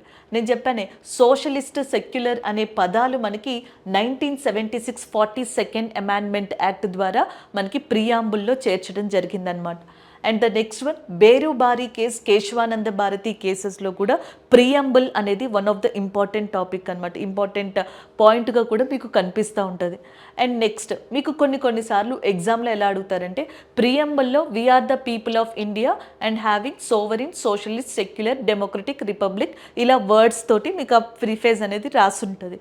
సో ఆర్డర్లో అడుగుతారనమాట. సోవరిన్, సోషలిస్ట్ తర్వాత డెమోక్రటిక్ వస్తుందా, రిపబ్లిక్ వస్తుందా, ఇలా అడుగుతారు. సో షార్ట్కట్లో మీరు నార్మల్గా ఏం గుర్తుపెట్టుకోవచ్చు అంటే ప్రియాంబుల్కి సోసోసిడి అని చెప్పేసి గుర్తుపెట్టుకోండి. రిపబ్లిక్ వర్డ్ సెట్ కావట్లేదు కాబట్టి నేను అలా ఉంచాను. లేదా సోసోసిడి రిపీట్ అని చెప్పేసి కూడా గుర్తుపెట్టుకోవచ్చు. సో జనరల్గా అలా గుర్తుపెట్టుకోవడానికి ట్రై చేయండి. సోసోసిడి రిపీట్ అని చెప్పేసి. సో అంటే సోవరిన్, నెక్స్ట్ సో అంటే సోషలిస్ట్, సి అంటే సెక్యులర్, డి అంటే డెమోక్రటిక్, రివిజన్ అంటే మనకి రిపీట్ అంటే రిపబ్లిక్. సోవరిన్, సోషలిస్ట్, నెక్స్ట్ వచ్చేటప్పటికి సెక్యులర్, డెమోక్రటిక్, రిపబ్లిక్, సోసోసిడి. సో ఇలా ఏమన్నా ట్రై చేస్తే కనుక షార్ట్కట్లో, అంటే ఇది కాన్సెప్ట్ కాదండి, వర్డ్స్ ఇలా ఉంటాయి. మిమ్మల్ని ఎస్ఎస్సి లాంటి ఎగ్జామ్స్లో, రైల్వేస్ లాంటి ఎగ్జామ్స్లో ఇలాంటి క్వశ్చన్స్ ఒక్కొక్కసారి అడుగుతారు. మనకి మొత్తం ఆ వర్డ్స్ ఫ్రేమింగ్ అంతా మార్చేసి ఆర్డర్లో పెట్టమని అడుగుతారు. ఆ టైంలో ఇది మీకు యూజ్ అయ్యే ఛాన్సెస్ ఉన్నాయి. సో ఇది ప్రియాంబుల్కి సంబంధించిన కొంత ఇన్ఫర్మేషన్. ఆప్షన్ ఏ అనేది కరెక్ట్ ఆన్సర్ అవుతుంది. అలాగే ఇందులో ఇంకా మనకి ఈక్వాలిటీ, ఫెటర్నిటీ, జస్టిస్, సో ఇలా లిబర్టీ, ఇలాంటివి కూడా ఉంటాయన్నమాట. ఒకసారి ఆ వర్డ్స్కి సంబంధించిన మీనింగ్ అనేది చూసుకుంటూ ఉండండి. మనకి సాధారణంగా లిబర్టీ అని చెప్పేసి ఉంటుంది, స్వేచ్ఛ. ప్రియాంబుల్లో లిబర్టీ అంటే స్వేచ్ఛగా మీరు అనుకున్నది ఏదైనా సరే ఇండియాలో చెయ్యొచ్చు, మాట్లాడచ్చు, ఇలా ఉంటాయి. కాకపోతే అది ఇష్టానుసారంగా ఉండదు. It's not completely up to that individual person. And ఇది ఇక్కడ డిఫరెంట్ అండి. According to law, by law. So మనకి ఏదైతే చట్టం ఉందో, చట్టం ద్వారా ఉందో, చట్టంతో చేయబడి ఉందో దానికి అనుగుణంగా మీరు లిబర్టీ అనేదాన్ని యూజ్ చేసుకోవచ్చు, మీ ఫ్రీడమ్ అనేదాన్ని యూజ్ చేసుకోవచ్చు. అది ఇక్కడ లిబర్టీ అంటే అర్థం. సోదర సమానత్వం, నెక్స్ట్ వచ్చేటప్పటికి ఈక్వాలిటీ, అందరూ, జస్టిస్, ఇవన్నీ ఆ వర్డ్స్ మీనింగ్స్ చూసుకోండి. కొన్నిసార్లు టూ టఫ్ ఇచ్చినప్పుడు ప్రియంబుల్లో అలాంటివి ఒకసారి మనకి మీనింగ్గా ఏర్పరిచి ఇవ్వడం జరుగుతుంది. సో ఇక్కడ ఆప్షన్ ఏ అనేది కరెక్ట్ ఆన్సర్ అవుతుందండి. నెక్స్ట్ వన్ సమాచార హక్కు చట్టం ఒక చట్టానికి మంచి ఉదాహరణ మరియు ఇది పనిచేయడానికి ఎక్కువగా అవకాశాన్ని కలిగి ఉంటుంది. ఎందుకంటే the right to information act is a good example of law and it has more chances of working because right to information act అనే దాన్ని 2005లో తీసుకొచ్చారు. 2005లో సమాచార హక్కు చట్టాన్ని తీసుకొచ్చారు. ఎందుకంటే మనకి కాన్స్టిట్యూషన్లో పార్ట్ 3 అనేది ఉంటుంది కదా, ఈ పార్ట్ 3లో ఆర్టికల్ 12 నుంచి 35 మధ్యలో ఫండమెంటల్ రైట్స్ ప్రాథమిక హక్కులు అనేవి ఉంటాయి. ఈ ప్రాథమిక హక్కుల్లో 19 క్లాస్ 1 సబ్ క్లాస్ ఏ, ఆర్టికల్ 19 క్లాస్ 1 సబ్ క్లాస్ ఏ అనే ఒక ఆర్టికల్ ఉంటుంది. సో 19 ఆర్టికల్ అంటే ఏంటి? స్వేచ్ఛ హక్కు, రైట్ టు ఫ్రీడమ్ అనేది. దాంట్లో ఇంకా మనకి సబ్ ఆర్టికల్స్ అంటే ఇంకా ఆర్టికల్స్ ఉంటాయి. ఏం ఆర్టికల్స్ ఉంటాయి? మనకి ఆయుధాలు లేకుండా అందరూ గుమ్మిగూడొచ్చని, right to assemble without arms, right to settle in any place of India. So ఇలాంటివి ఉంటాయి చూసారా, అవన్నీ దీంట్లో మెన్షన్ చేసి ఉంటాయి. అలా 19 క్లాస్ 1 సబ్ క్లాస్ ఏ అని ఒక ఆర్టికల్ ఉంటుంది ఫండమెంటల్ రైట్స్లో, అది ఒకటి. ఆర్టికల్ 21లో ఒకటి. ఈ రెండిట్లో కూడా ఏంటంటే మనకి సమాచారం ఏదైతే ఉందో అది నెసెసరీ, అది ఇండియన్ సిటిజన్స్కి చాలా అవసరం. గవర్నమెంట్ ఫర్ ఎగ్జాంపుల్ గవర్నమెంట్ చెప్తాను, గవర్నమెంట్ ఏం చేస్తుంది, గవర్నమెంట్కి సంబంధించి అసలు ప్రొసీజర్ ఎలా జరుగుతున్నాయి, ఏ చట్టాన్ని ఎలా యూజ్ చేస్తున్నారు, రీసోర్సెస్ ఏంటి, ఇవన్నీ కూడా గవర్నమెంట్ నుంచి వచ్చే సమాచారం అనేది ప్రతి సిటిజన్కి అవసరం. అండ్ అది ఇంపార్టెంట్ కూడా, గవర్నమెంట్కి సిటిజన్కి చెప్పాల్సిన బాధ్యత కూడా ఉంటుంది. ఇలా మీనింగ్ వచ్చేలాగా ఆ ఆర్టికల్స్లో మనకి మెన్షన్ చేసి ఉంటుంది ఇన్ఫర్మేషన్ గురించి. సో ఇప్పుడు అందుకని రైట్ టు ఇన్ఫర్మేషన్ యాక్ట్ని తీసుకురావడానికి మెయిన్ రీజన్స్ కూడా అవే. సో ఫండమెంటల్ రైట్సే ఇండైరెక్ట్గా మనకి పుష్ చేస్తుంది ఇలాంటి దాన్ని తీసుకురమ్మని. ఎందుకు చట్టంగా తీసుకురాకూడదన్న ఉద్దేశంతో రైట్ టు ఇన్ఫర్మేషన్ యాక్ట్ని ఇంకొన్ని కాజన్స్తో కలిపి మనకి తీసుకొచ్చారు 2005లో. ఇది ఎందుకు యూజ్ అవుతుంది? ఇది మోసాలపై జరిమానాలను సులభతరం చేస్తుందంట. Next one, it acts and enemy of democracy. ఇది ప్రజాస్వామ్యానికి శత్రువులా పనిచేస్తుంది. It supplements laws that encourage corruption. ఇది అవినీతిని ప్రోత్సహించే చట్టాలని భర్తీ చేస్తుంది. And it empowers people to find out what is happening in the government. So ఇది ప్రభుత్వంలో ఏమి జరుగుతుందో తెలుసుకోవడానికి ప్రజలకి అధికారం ఇస్తుంది అందుంది చూసారా, అది కరెక్ట్ ఆన్సర్ అవుతుంది. మీకు ఫర్ ఎగ్జాంపుల్ నార్మల్గా చెప్తున్నాం, జిఎస్టీ గురించి ఒక ప్రపోజల్ వచ్చింది 2017లో. జిఎస్టీ తీసుకొచ్చారు. అసలు ఎంత జిఎస్టీ అనేది కలెక్ట్ చేశారు, దాన్ని ఎట్లా ఖర్చు పెట్టారు, దాన్ని ఎట్లా తీసుకున్నారు, సో ఈ ఇన్ఫర్మేషన్ అంతా మీకు ఇండివిజువల్గా రైట్ టు ఇన్ఫర్మేషన్ యాక్ట్ ప్రకారం మీరు తెలుసుకోవచ్చు. ఆధార్కి సంబంధించిన ఇన్ఫర్మేషన్ రైట్ టు ఇన్ఫర్మేషన్ ప్రకారం తెలుసుకోవచ్చు. ఒక ప్రాజెక్ట్కి 200 crores government of India allocate చేసిందంటే ఎలా అలొకేట్ చేసిందని రైట్ టు ఇన్ఫర్మేషన్ యాక్ట్ ద్వారా తెలుసుకోవచ్చు. అది తెలుసుకోవడం వల్ల ఏమవుతుంది అంటే మనకి మోసాలు ఏవైతే ఉన్నాయో అవి తగ్గిపోతాయి, ట్రాన్స్పరెన్సీ అనేది ఎక్కువగా పెరుగుతుంది. సో థియరిటికల్గా ప్రాక్టికల్గా పక్కన పెడితే థియరిటికల్గా చెప్తున్నాను, ట్రాన్స్పరెన్సీ అనేది పెరుగుతుంది. సో నెక్స్ట్ వచ్చేటప్పటికి మనకి అసలు ఏం జరుగుతుంది అనేది తెలుస్తుంది. ప్రజాస్వామ్య దేశం అంటే దాని లక్షణం అదే కదా, ప్రజలకి గవర్నమెంట్ ఏం చేస్తుంది, తను ఎంచుకున్న గవర్నమెంట్ అనేది తెలియాలి అంటే ఇన్ఫర్మేషన్ అనేది ఉండాలి. సో ఇదంతా ఎందుకు చెప్పాం? ఇలా చెప్తే రైట్ టు ఇన్ఫర్మేషన్ యాక్ట్ 2005 అది ఎలా ఇచ్చినా సరే మీరు పెట్టేటట్టు ఉండాలి. సో అందుకని ఇన్ఫర్మేషన్ ఇక్కడ మీకు చెప్పడం జరిగింది. ఆప్షన్ మనకి D is the correct answer. So next one చూడండి, the acceleration of an object is said to be when an object travels in a straight line and its velocity increases so equal or decreases by equal amount in equal interval of time. So ఇక్కడ మనకి జనరల్గా acceleration of అన్ ఆబ్జెక్ట్కి సంబంధించి అడుగుతున్నారు. So మనకి ఏదైతే ఒక వస్తువు అనేది సరళ రేఖలో ప్రయాణిస్తుందో సో దాని వేగం అనేది సమాన వ్యవధిలో సమాన పరిమాణంలో పెరిగినా లేదా తగ్గినా ఒక వస్తువు యొక్క త్వరణం అనేది ఎలా ఉంటుంది అని చెప్పేసి అంటున్నారు. యూనిఫామ్గా ఉంటుందండి. సో ఇక్కడ యూనిఫామ్ వెలాసిటీలో మనం మాట్లాడుతున్నాం అనమాట. రేట్ ఆఫ్ చేంజ్ ఆఫ్ వెలాసిటీని జనరల్గా మనకి ఏమని చెప్తాం? యాక్సలరేషన్గా చెప్పడం జరుగుతుంది అనమాట. So rate of change of వెలాసిటీని దాంట్లో మనకి జనరల్గా ఇక్కడ యూనిఫామ్ ఇక్కడ చూడొచ్చు, the acceleration of an object is said to be uniform when an object travels in a straight line and its velocity increases or decreases by equal amount in equal interval of time. సమాన టైంలో సమాన కాలంలో మనకి సమాన దూరంలో ఒక వస్తువు అనేది మనకి ఒకే వెలాసిటీతో వెళ్తున్నప్పుడు సేమ్ వెలాసిటీతో వెళ్తున్నప్పుడు ఆ యాక్సలరేషన్ అనేది ఎలా ఉంటుంది అంటే యూనిఫామ్లో ఉంటుంది అన్నట్టుగా ఇక్కడ అర్థం అనేది వస్తుంది అనమాట. ద నెక్స్ట్ వన్, క్రింది వాటిలో ఏ నియామకాన్ని ఒక వస్తువు నిశ్చల స్థితిలో లేదా సరళ రేఖలో ఏకరీతి చలనంలో ఉంటుంది అని ఆ స్థితిని ప్రయోగించి శక్తి ద్వారా మార్చగలం అని వివరించవచ్చు అని అడిగారు. Which of the following laws can be explained as an object remains in a state or rest or uniform motion in a straight line unless compare to the change of that state by and applied force. ఇక్కడ న్యూటన్కి 3 laws ఉన్నాయి కదా, Newton's first law, Newton second law, Newton third law అంటాం. ఒక object ఏదైతే ఉంటావో ఒక వస్తువు, సో అది ఎప్పుడు కూడా మనకి ఫోర్స్ని దాని మీద అప్లై చేయనంత వరకు, until or unless we're not applied any external forces on a particular object, so ఆ ఆబ్జెక్ట్ అనేది ఎయిదర్ రెస్ట్లో ఉంటే రెస్ట్లోనే ఉంటుంది, లేదా మూవ్ అవుతూ ఉంటే మూవ్ అవుతానే ఉంటుంది అనమాట. సో అదే న్యూటన్స్ ఫస్ట్ లాలో మీకు చెప్పబడింది. ఇక్కడ కూడా చూడండి, an object remains in a state of rest or uniform motion in a straight line unless compelled to change the state by an applied force గా చెప్పడం జరుగుతుంది. న్యూటన్ సెకండ్ లా వచ్చేటప్పటికి మాస్ అండ్ యాక్సలరేషన్ లేదా మొమెంటమ్కి సంబంధించి మెయిన్గా రిలేషన్ అనేది చెప్తుంది అనమాట Newton second law. Newton third law there is a equal and opposite reaction గురించి చెప్పడం జరుగుతుంది. So next first law of thermodynamics అనేది దేనికి సంబంధించింది? ఉష్ణగతి నియమం అనేది. ఫస్ట్ లా థెర్మోడైనమిక్స్ అనేది ఏం చెప్తుంది అంటే, సో మనకి ఎప్పుడు కూడా యూనివర్స్లో ఎనర్జీ అనేది కాన్స్టెంట్గా ఉంటుంది. రెండు బాడీస్ మధ్య హీట్ అనేది ట్రాన్స్ఫర్ అయినప్పటికీ, ఒక బాడీ రిలీజ్ చేయడం, ఇంకొక బాడీ అబ్జర్వ్ చేసుకోవడం, ఇలాంటివి చేసినప్పటికీ ఎప్పుడు కూడా ఎనర్జీ అనేది కాన్స్టెంట్గా ఉంటుంది అన్న ఉద్దేశంతో ఫస్ట్ లా ఆఫ్ థెర్మోడైనమిక్స్ అనేది దాని యొక్క స్టేట్మెంట్ని చెప్పడం జరుగుతుంది. సో ఇక్కడ అడిగిన క్వశ్చన్కి పర్ఫెక్ట్గా సరిపోయే ఆన్సర్ ఏది అంటే ఫస్ట్ లా ఆఫ్ థెర్మోడైనమిక్స్, కాబట్టి ఆప్షన్ బి అనేది కరెక్ట్ ఆన్సర్ అవుతుంది. సో నెక్స్ట్ క్వశ్చన్ చూడండి, నీటిలో క్లోరిన్ మాత్రలు లేదా దేన్ని జోడించడం ద్వారా క్లోరినేషన్ జరుగుతుంది అని చెప్పేసి అడుగుతున్నారు.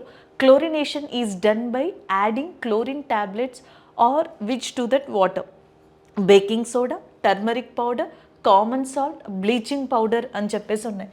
సో సాధారణంగా మనకి క్లోరిన్ ట్యాబ్లెట్స్ అలాగే బ్లీచింగ్ పౌడర్ ఉంటుంది చూసారా, సో బ్లీచింగ్ పౌడర్, సో ఈ రెండిట్లో ఏది కలిపినా సరే మనకి క్లోరినేషన్ అనేది జరుగుతుంది. ఇది ఎక్కువగా మనకి డిస్ఇన్ఫెక్షన్, వాటర్ని డిస్ఇన్ఫెక్ట్ చేయడానికి అని చెప్పేసి యూజ్ చేస్తాం కదా. ఆప్షన్ ఏ అనేది కరెక్ట్ ఆన్సర్ అవుతుంది. అయితే ఇక్కడ సాధారణ ఉప్పు, పసుపు powder, turmeric powder, common salt అనే దాన్ని పక్కన పెడితే బేకింగ్ సోడా అనేది ఉంది కదా, అది మనకి యూజ్ అవుతుందండి ఎగ్జామ్లో. ఒకసారి చూడండి దానికి సంబంధించిన క్వశ్చన్స్. సో మనకి బ్లీచింగ్ పౌడర్ వచ్చేటప్పటికి కాల్షియం హైపోక్లోరైట్గా చెప్తాం. కాల్షియం హైపోక్లోరైట్ దాని యొక్క ఫార్ములా ఇది. సో దాన్ని బ్లీచింగ్ పౌడర్గా పిలుస్తాం. క్లోరినేషన్కి దాన్ని యూజ్ చేయడం జరుగుతుంది. And the next one baking సోడాని సోడియం బైకార్బోనేట్ అని కూడా పిలవచ్చు. Formula NaHCO3, sodium bicarbonate. Washing సోడాని సోడియం కార్బోనేట్ అని, బేకింగ్ సోడాని సోడియం బైకార్బోనేట్ అని చెప్పేసి పిలుస్తారు. అవి కామన్ నేమ్స్ అనమాట. అలాగే బ్లీచింగ్ పౌడర్కి కాల్షియం హైపోక్లోరైట్గా చెప్పచ్చు. ఆప్షన్ ఏ ఏదైతే ఉందో అది కరెక్ట్. మీకు సీ వాటర్ తెలుసు కదా అండి.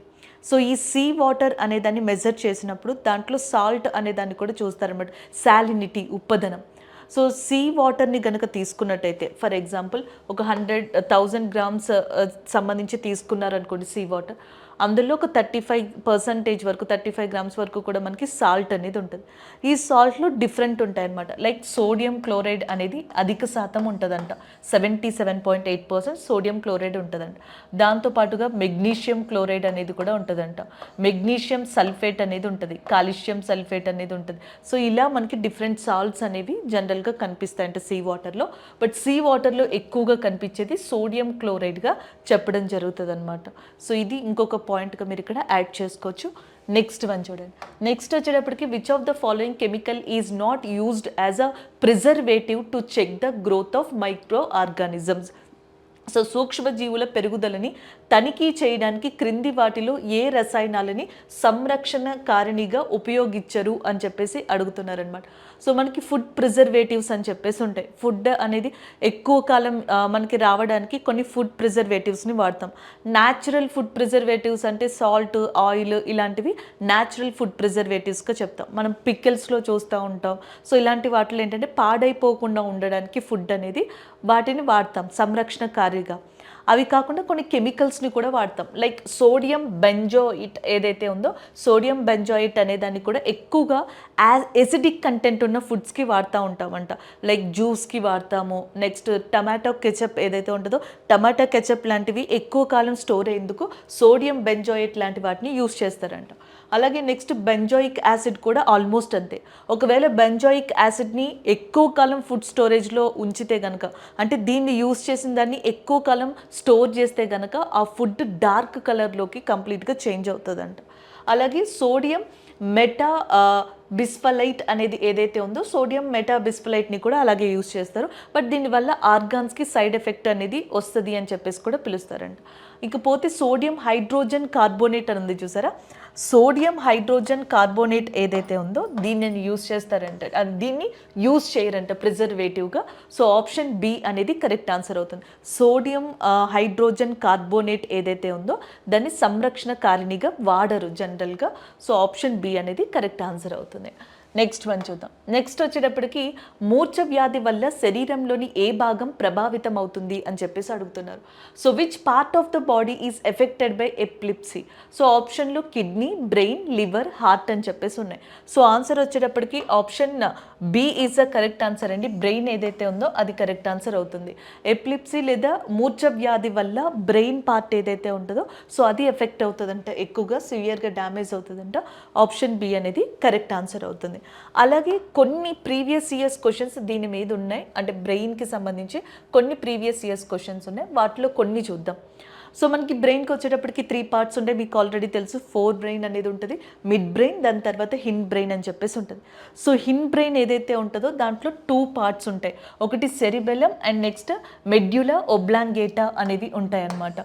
సో ఇందులో సెరిబెలం ఏదైతే ఉంటుందో బాడీ మూమెంట్, మన బాడీ బ్యాలెన్సింగ్ కావచ్చు, సో మనం ఇట్లా నుంచోడానికి, మన బాడీ అనేది మూవ్ అవుతూ ఉంటుంది తిరగడానికి. సో ఈ కండిషన్స్ అన్నిటిని చూసుకునేది ఎవరు అంటే సెరిబెలం. ఇది హిండ్ బ్రెయిన్లో లొకేట్ అయి ఉంటుంది. తర్వాత ఫోర్త్ బ్రెయిన్లో మనకి 3 ఉంటాయండి. ఒకటి సెరిబ్రమ్, థాలమస్, హైపోథాలమస్ ఉంటాయి. సో హైపోథాలమస్ లో ఉండేది లేదా హైపోథాలమస్ కంట్రోల్ చేసేది పిట్యూటరీ గ్లాండ్ అనేదాన్ని. ఈ పిట్యూటరీ గ్లాండ్నే మాస్టర్ గ్లాండ్ అని కూడా పిలుస్తారంట. సో మనకి జనరల్గా ఇది కొన్ని హార్మోన్స్ని రిలీజ్ చేస్తుంది. సో మన బాడీ అంతా ఫంక్షనింగ్ జరగాలి అంటే మనకి హార్మోన్స్ అనేవి ప్రొడ్యూస్ అవ్వాలి. ఆ హార్మోన్స్ని ప్రొడ్యూస్ చేసేది ఇట్లాంటి గ్లాండ్స్ అంట. ఈ గ్లాండ్స్ని కంట్రోల్ చేయడంలో బ్రెయిన్ పార్ట్స్ కూడా వన్ ఆఫ్ ద మెయిన్ ఫంక్షన్ని కలిగి ఉంటాయి.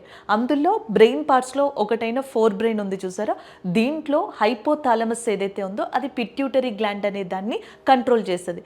ఈ పిట్యూటరీ గ్లాండ్ ఏదైతే ఉంటుందో దీన్ని మాస్టర్ గ్లాండ్ అంటారు. థైరాయిడ్ స్టిమ్యులేట్ హార్మోన్ అని చెప్పేసి ఉంటుంది, TSH, థైరాయిడ్ స్టిమ్యులేట్ హార్మోన్ లేకపోతే గ్రోత్ హార్మోన్, వీటన్నిటినీ కూడా మనకి రిలీజ్ చేసేది పిట్యూటరీ గ్లాండ్గా చెప్పడం జరుగుతుంది. అందుకే దాన్ని మాస్టర్ గ్లాండ్ అని కూడా పిలవడం జరుగుతుందంట. సో ఇవి మీరు చూసుకోవాల్సింది. రీప్రొడక్టివ్ సిస్టమ్ ఉంటుంది చూసారా, దానికి ఎఫెక్ట్ అయ్యే హార్మోన్స్ని కూడా మనకి కంట్రోల్ చేసేది, రిలీజ్ చేసేది పిట్యూటరీ గ్లాండ్గానే చెప్తారు. సో ఇవన్నీ బ్రెయిన్కి సంబంధించి కొన్ని డిఫరెంట్ ఎగ్జామ్స్లో అడిగిన క్వశ్చన్స్, జస్ట్ రిఫరెన్స్గా మీకు ఇక్కడ చెప్పడం జరిగింది. నెక్స్ట్ వన్ చూద్దాం. క్రింది వాటిలో క్రియారహితం చెయ్యబడిన విటమిన్ డి ఏది అని చెప్పేసి అడుగుతున్నారు. Which one of the following is an inactive vitamin D అని చెప్పేసి ఉంది. ఆస్కార్బిక్ యాసిడ్ ఏదైతే ఉందో దీన్ని మనకి ఏమని చెప్పేసి అనొచ్చండి, విటమిన్ సిగా పిలవచ్చు. విటమిన్ సి అనే దాన్ని ఆస్కార్బిక్ యాసిడ్ అంటారు. సో దీని లోపం వల్ల మనకి స్కర్వీ అనే చర్మ వ్యాధి వస్తుంది. నెక్స్ట్ వచ్చేటప్పటికి టోకోఫెరాల్ అని చెప్పేసి ఉంది. విటమిన్ ఈ ఏదైతే ఉందో సో దాన్ని టోకోఫెరాల్గా చెప్పడం జరుగుతుంది అనమాట. దీన్ని నెక్స్ట్ వచ్చేటప్పటికి మనకి థయామిన్ అని చెప్పేసి ఉంది చూసారా, విటమిన్ B1 ఏదైతే ఉందో దాన్ని థయామిన్గా చెప్పడం జరుగుతుంది. నెక్స్ట్ వచ్చేటప్పటికి కాల్సిఫెరాల్ అంటే విటమిన్ డి, కానీ ఇక్కడ అడిగింది ఇన్యాక్టివ్ విటమిన్ డి అని దేన్ని అంటారు అని. ఎర్గో కాల్సిఫెరోల్ ఏదైతే ఉందో ఎర్గో కాల్సిఫెరాల్ని విటమిన్ డి అని చెప్పేసి పిలవడం జరుగుతుంది. సో అప్పుడు మనకి ఆప్షన్ బి అనేది ఇక్కడ కరెక్ట్ ఆన్సర్ అవుతుంది. అలాగే విటమిన్ B12 అని చెప్పేసి ఉంటుంది, దీన్ని సైనాకోబాలమిన్గా కూడా పిలవడం జరుగుతుంది అనమాట. సో ఇలా చూసుకుంటూ ఉండండి విటమిన్స్కి సంబంధించి. సో ఇక్కడ క్వశ్చన్ చూడండి. విక్రమశీల గంగా డాల్ఫిన్ వన్యప్రాణుల అభయారణ్యం ఈ క్రింది ఏ రాష్ట్రంలో ఉంది అని చెప్పేసి అడుగుతున్నారు. Vikramashila gangetic dolphin wildlife sanctuary is located in which of the following state? Goa, Uttar Pradesh, Bihar, Chhattisgarh. గోవాలో మనకి భగవాన్ మహావీర్ నేషనల్ పార్క్ కావచ్చు, భగవాన్ మహావీర్ అనే ఏరియా కావచ్చు, అది ఫేమస్ అనమాట ఎన్వైర్మెంటల్ పరంగా చూసుకుంటే భగవాన్ మహావీర్గా చెప్పడం జరుగుతుంది. ఇక ఉత్తరప్రదేశ్లో ఉన్న ఒకే ఒక్క నేషనల్ పార్క్ పేరు వచ్చేటప్పటికి Dudhwa national park which is located in Uttar Pradesh ఏరియాగా చెప్పడం జరుగుతుంది అనమాట. ఇది ఉత్తరప్రదేశ్కి సంబంధించింది. అలాగే నెక్స్ట్ వచ్చేటప్పటికి ఇది గోవాకి సంబంధించింది.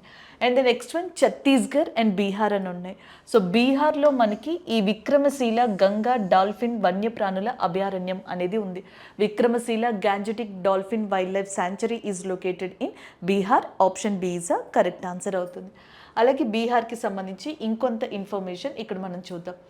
బీహార్లో మనకి కైమూర్ వైల్డ్ లైఫ్ శాంచురీ అనేది ఒకటి లొకేట్ అయి ఉంది. Gautama Buddha wild life sanctuary కూడా బీహార్లోనే ఉంది. And Udaipur wild life sanctuary, Valmiki wild life sanctuary, Valmiki, Udaipur, Kaimur, Gautama Buddha ఇవన్నీ కూడా వన్యప్రాణి అభయారణ్యాలు అక్కడ. అంతేకాకుండా మనకి ఏదైతే ఇక్కడ వాల్మీకి అని ఉంది చూసారా, వాల్మీకి వైల్డ్ లైఫ్ శాంచురీ ఉంది, వాల్మీకి నేషనల్ పార్క్ కూడా ఉంది. ఈ రెండు కూడా బీహార్లోనే లొకేట్ అయి ఉన్నాయి. కన్వర్ లేక్ బర్డ్ శాంచురీ అనేది కూడా బీహార్లో ఉంది. ఈ కన్వర్ జీల్ లేదా కన్వర్ లేక్ అనేది చాలా ఇంపార్టెంట్. ఇండియాలో అతిపెద్ద ఆక్స్బౌ లేక్గా దేన్ని చెప్తాము అంటే కన్వర్ లేక్ అనేది అని చెప్తాం. సో రివర్ అనేది మనకి సర్ఫేస్ మీద ప్రయాణించినప్పుడు, సర్ఫేస్ మీద అది మనకి ఫ్లో అయినప్పుడు వంపులు తిరుగుతుంది అనమాట. లైక్ ఇట్లా బెండ్స్ అనేది మీరు రివర్కి, నదికి సంబంధించి జనరల్గా చూడొచ్చు. ఇక్కడ సర్ఫేస్ దృష్ట్యా, జాగ్రఫికల్ ఏరియా దృష్ట్యా రివర్ ఎక్కడైతే మనకి ఎక్కువగా ఇట్లా క్రిసెంట్ షేప్లో చంద్రాకారం అంటాం కదా, అర్ధవంక అని చెప్పేసి, సో ఇట్లా మనకి యూ షేప్లో బెండ్ అవుతుందో ఎక్కువగా, అక్కడ ఏర్పడే లేక్ని ఆక్స్బౌ లేక్ అని చెప్పేసి కూడా పిలవచ్చు అనమాట. అంటే ఇలా వంపులు తిరిగేది ఉంది చూసారా, ఇలా కనుక నది వంపులు తిరిగితే దీన్ని మియాండర్ అంటాం. ఆ మియాండర్స్ వల్ల క్రిసెంట్ షేప్లో వచ్చేది మనకి ఆక్స్బౌ లేక్గా చెప్తాం. ఇండియాలో అతిపెద్ద ఆక్స్బౌ లేక్ మనకి కన్వర్ లేక్. అదే కన్వర్ లేక్ బర్డ్ శాంచురీ అనేది బీహార్లో లొకేట్ అయి ఉంది. బీహార్లో ఇండియా యొక్క ఓల్డెస్ట్ యూనివర్సిటీ అయిన నలంద యూనివర్సిటీ అనేది లొకేట్ అయింది. అలాగే విక్రమశీల యూనివర్సిటీ కూడా మనకి బీహార్లోనే ఉంది. ఛత్తీస్గఢ్లో ఇంపార్టెంట్గా ఉన్న నేషనల్ పార్క్స్ వచ్చేటప్పటికి Guru Ghasidasipur national park, Kanger valley అనేది. So Kanger valley national park, Guru Ghasidaspur national park, ఈ రెండు ఛత్తీస్గఢ్లో ఇంపార్టెంట్గా చెప్పొచ్చు. అండ్ మిగతావి వీటికి సంబంధించినవి అనమాట. ఇలా గుర్తుపెట్టుకుంటే సరిపోతుందండి. అలాగే నెక్స్ట్ వచ్చేటప్పటికి ఉత్తరప్రదేశ్ అనే ఏరియా ఉంది కదా, ఉత్తరప్రదేశ్లో కొన్ని ప్లేసెస్ చూసుకోండి. ఒకటి వారణాసి అనే ప్లేస్ని గుర్తుపెట్టుకోండి, దాంతోపాటుగా అలహాబాద్ అనేది ఒకటి, అలాగే నెక్స్ట్ వచ్చేటప్పటికి కాన్పూర్ అనేది ఒకటి. షాంఘై కోఆపరేషన్ ఆర్గనైజేషన్ SCO ఉంది చూసారా, అది దాని యొక్క కల్చరల్ సిటీగా వారణాసి అనే దాన్ని తీసుకుంది.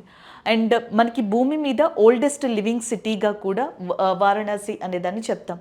అలహాబాద్ని ప్రయాగ్రాజ్ అని చెప్పేసి నేమ్ చేంజ్ చేశారు. అండ్ గంగా, యమున లాంటి నదులు కలుసుకునే ప్లేస్గా కూడా దీన్ని చెప్పొచ్చు అనమాట. కాన్పూర్ అనేది ఉత్తరప్రదేశ్లో లెదర్ ఇండస్ట్రీకి చాలా ఫేమస్, తోళ్ల పరిశ్రమకి. అది యూపీకి సంబంధించి అట్లీస్ట్ మీరు గుర్తుపెట్టుకోవాల్సిన ఇంపార్టెంట్ ఇన్ఫర్మేషన్. గోవాలో మనకి మర్ముగోవన్ అనే పోర్ట్ ఉంది. ఆ పోర్ట్ చాలా ఇంపార్టెంట్ అండి, అది ఒకసారి చూసుకోండి. మర్ముగోవన్ పోర్ట్ అనేది ఎక్కడ లొకేట్ అయిందంటే గోవా. యూనిఫామ్ సివిల్ కోడ్ అని చెప్పేసి అంటాం, ఈ మధ్యన బాగా పాపులర్ అవుతుంది. ఆర్టికల్ 44లో అది మెన్షన్ చేసి ఉంటుంది. And directive principles of state policy, ఆదేశిక సూత్రాల్లో ఇది మెన్షన్ అయ్యి ఉంటుంది. యూనిఫామ్ సివిల్ కోడ్ని ఫస్ట్ అప్లై చేసిన స్టేట్ ఏది అంటే గోవా. సో ఇప్పుడు మనకి తీసుకురాబోతున్న ఇంకొక స్టేట్ ఏదంటే ఉత్తరాఖండ్గా చెప్పడం జరుగుతుంది అనమాట.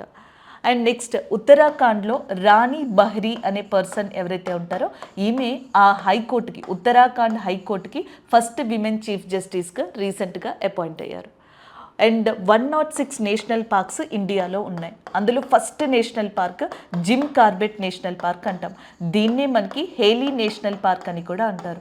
సో ఇది ఎక్కడ లొకేట్ అయి ఉందంటే ఉత్తరాఖండ్ ఏరియాలో.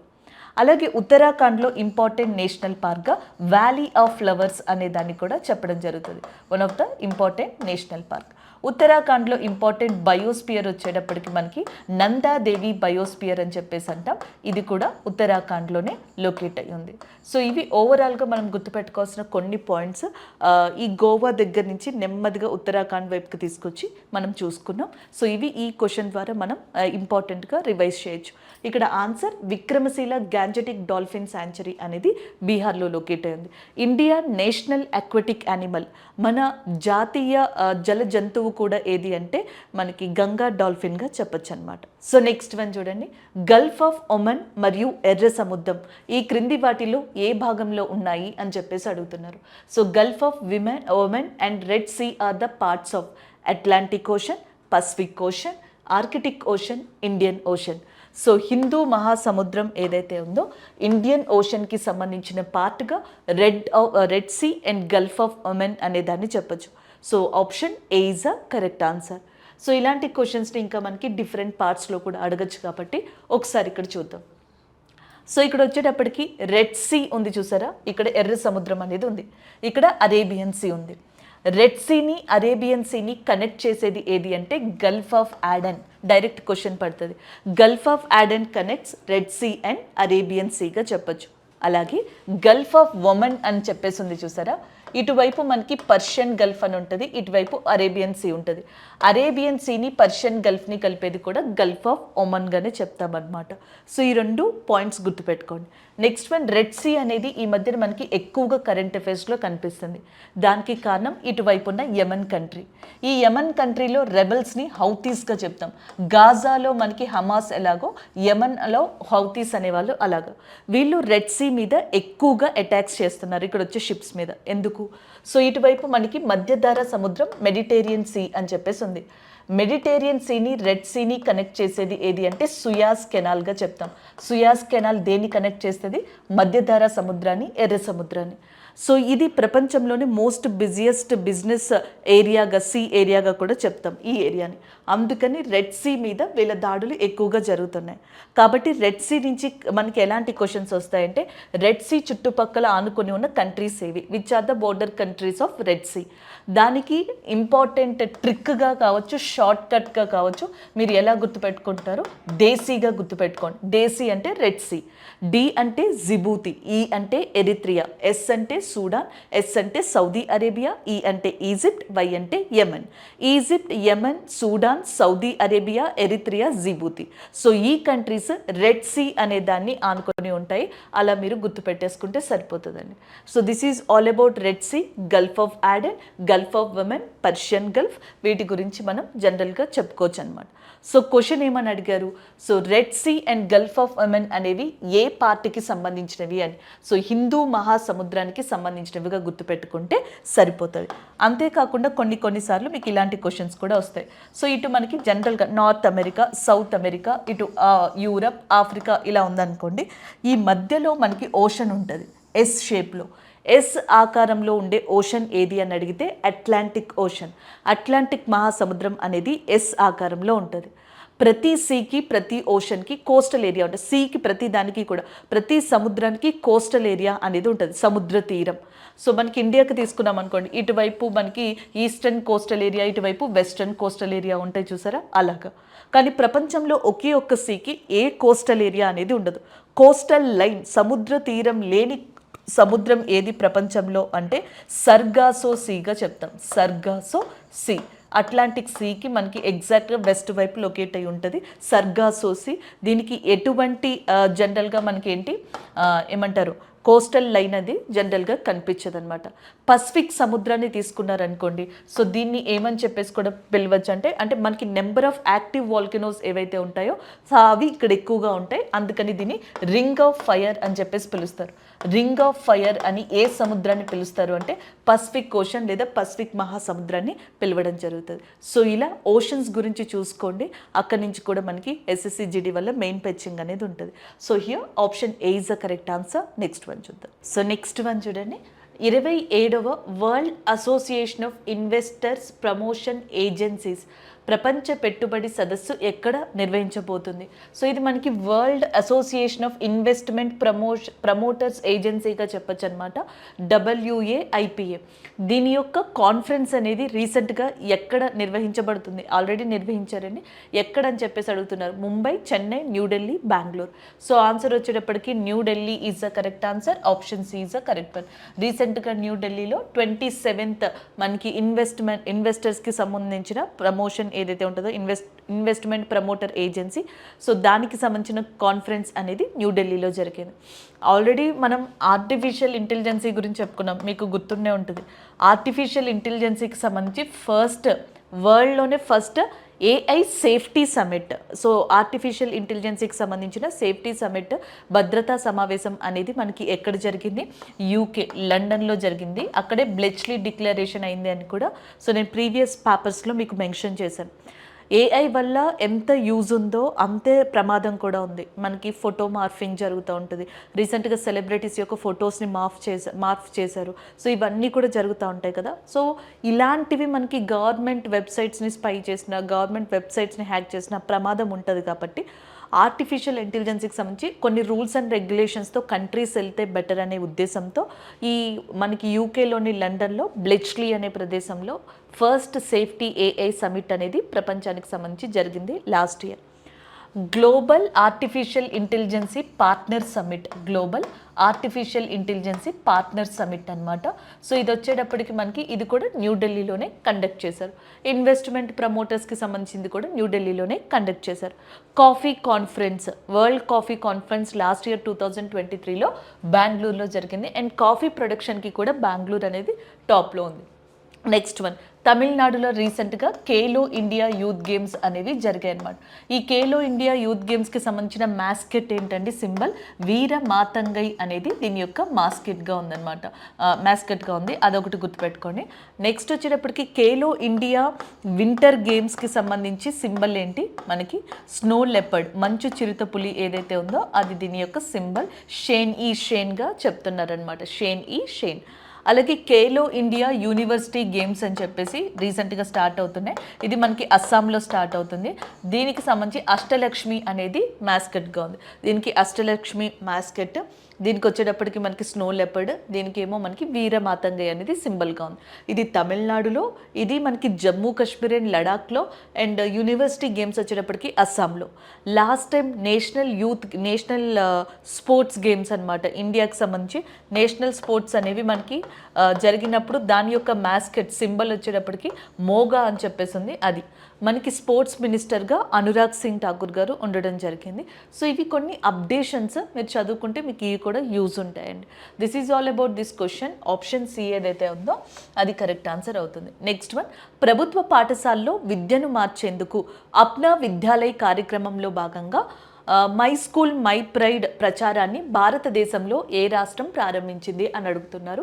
Which Indian state has launched my school my pride campaign as a part of the Apna Vidyalaya programme for transformation of education in government schools. So మనకి గవర్నమెంట్ స్కూల్స్ ఏవైతే ఉన్నాయో ఒక స్టేట్ ఏం చేసింది అంటే ఆ గవర్నమెంట్ స్కూల్స్ని మనకి కంప్లీట్గా చేంజ్ చేసేందుకు అప్నా విద్యాలయ్ అనే ప్రోగ్రామ్ని తీసుకొచ్చి దాంట్లో పార్ట్గా మై స్కూల్ మై ప్రైడ్ అనే ఒక క్యాంపెయిన్ని స్టార్ట్ చేసింది. ఈ హిమాచల్ ప్రదేశ్లో లోకల్స్ ఉంటారు కదా, ఎవరైతే లోకల్స్ ఉన్నారో వాళ్ళకి స్కూల్ని అడాప్ట్ చేసుకోవడం, ఒక స్కూల్ని అడాప్ట్ చేసుకుని ఆ స్కూల్లో యోగాని స్టార్ట్ చేయడం, డిఫరెంట్ గేమ్స్ని ప్రమోట్ చేయడం, డిఫరెంట్ ప్రోగ్రామ్స్ని ప్రమోట్ చేయడం, ఇలాగా. సో మనం ఎంపీస్ ఎలా అయితే ఎంపీ ల్యాడ్స్ అని చెప్పేసి విలేజెస్ని ఏరియాస్ని ప్రమోట్ చేయడానికి ఒక అడాప్టబిలిటీ ప్రోగ్రామ్ వచ్చింది చూసారా, అలాగే స్కూల్స్ని ప్రమోట్ చేయడానికి స్కూల్స్ని దత్తత తీసుకోవడం, అడాప్ట్ చేసుకుని వాటిని ప్రమోట్ చేసేందుకు ఇంగ్లీష్ కావచ్చు, లోకల్ లాంగ్వేజ్ కావచ్చు, ప్రోగ్రామ్స్ కావచ్చు, స్పోర్ట్స్ కావచ్చు, ఇవన్నీ కూడా అదే మై స్కూల్ మై ప్రైడ్ అనమాట. ఇలాంటి పథకాన్ని ప్రారంభించింది హిమాచల్ ప్రదేశ్. ఆప్షన్ ఏ ఏదైతే ఉందో అది కరెక్ట్ ఆన్సర్ అవుతుంది. హిమాచల్ ప్రదేశ్ యొక్క గవర్నర్గా సుఖ్వీందర్ సింగ్ సుఖు అనే పర్సన్ ఉన్నారు. Sukhwinder Singh Sukhu is a present మనకి హిమాచల్ ప్రదేశ్కి సంబంధించిన చీఫ్ మినిస్టర్గా చెప్పొచ్చు సుఖ్వీందర్ సింగ్ గారు. అలాగే నెక్స్ట్ వచ్చేటప్పటికి హిమాచల్ ప్రదేశ్లో ఇంపార్టెంట్గా చెప్పుకునేది రోహతాంగ్ పాస్ అనే దాన్ని చెప్తాం, రోహతాంగ్ పాస్. సో ఈ రోహతాంగ్ కనుమ అనేది హిమాచల్ ప్రదేశ్లో కులు మనాలి నుంచి లాహోల్ స్పితి వరకు కూడా కనెక్ట్ అయ్యి ఉందండి. అలాగే నెక్స్ట్ ఇంకొకటి బారాలచా పాస్ అని చెప్పేసి అంటాం అనమాట, బారాలచా పాస్. ఇది కూడా హిమాచల్ ప్రదేశ్లోనే ఉంది. హిమాచల్ ప్రదేశ్ యొక్క ఫేమస్ ఫోక్ డాన్స్ వచ్చేటప్పటికి ఏంటండి, నట్టి ఏదైతే ఉందో అది హిమాచల్ ప్రదేశ్ యొక్క ఫేమస్ ఫోక్ డాన్స్ అనమాట. సో ఇక్కడ జ్వాలాముఖి టెంపుల్ అనేది ఫేమస్గా చెప్తారు, హిడింబా దేవి టెంపుల్ కూడా ఫేమస్. కులు మనాలి అలాగే ధర్మశాల లాంటి ప్లేసెస్ ఏవైతే ఉన్నాయో important hill stations in Himachal ప్రదేశ్గా చెప్పడం జరుగుతుంది అనమాట. సో ఇక్కడ కాంగ్రా టీ ఏదైతే ఉందో ఫేమస్ జిఐ ట్యాగ్ని పొందిన ప్రొడక్ట్గా కూడా కాంగ్రా టీ అనే దాన్ని చెప్పడం జరుగుతుంది. ఇలా హిమాచల్ ప్రదేశ్ గురించి మీరు చదువుకోవచ్చు. ఉత్తరాఖండ్ గురించి నేను ఆల్రెడీ చెప్పాను మీకు ప్రీవియస్ క్వశ్చన్లోనే. ఉత్తరాఖండ్ యొక్క చీఫ్ మినిస్టర్గా పుష్కర్ సింగ్ ధామీ ఉన్నారు. ఉత్తరాఖండ్లో ఇంపార్టెంట్ పాస్ కనుమగా లిపులేక్ పాస్ అని చెప్పేసి ఉంటుంది, దాన్ని చెప్పడం జరుగుతుంది అనమాట. ఉత్తరాఖండ్లో మనకి ఇంపార్టెంట్ పాస్ అనమాట ఇది కనుమ. అలాగే నేషనల్ పార్క్స్ అనేవి నేను ఆల్రెడీ చెప్పాను. ఇంపార్టెంట్ లేక్స్ వచ్చేటప్పటికి ఉత్తరాఖండ్లో నైనతాల్ అనే ఒక లేక్, దాంతోపాటుగా భీమ్తాల్ అనే ఇంకొక లేక్, ఇవన్నీ ఇంపార్టెంట్గా చెప్పడం జరుగుతుంది. రాజస్థాన్కి సంబంధించి మీరు గుర్తుపెట్టుకోవాల్సింది, న్యూ చీఫ్ మినిస్టర్ వచ్చారు, భజన్ లాల్ శర్మ గారు, రాజస్థాన్కి సంబంధించిన చీఫ్ మినిస్టర్ ఆయన. ఇండియాలోనే smallest river Arvari, second smallest river Luni, ఈ రెండు కూడా రాజస్థాన్లోనే లొకేట్ అయి ఉన్నాయి. రాజస్థాన్లో ఇంపార్టెంట్ డెజర్ట్గా ఎడారిగా థార్ ఎడారి అంటాం, ఇది రాజస్థాన్లోనే ఉంది.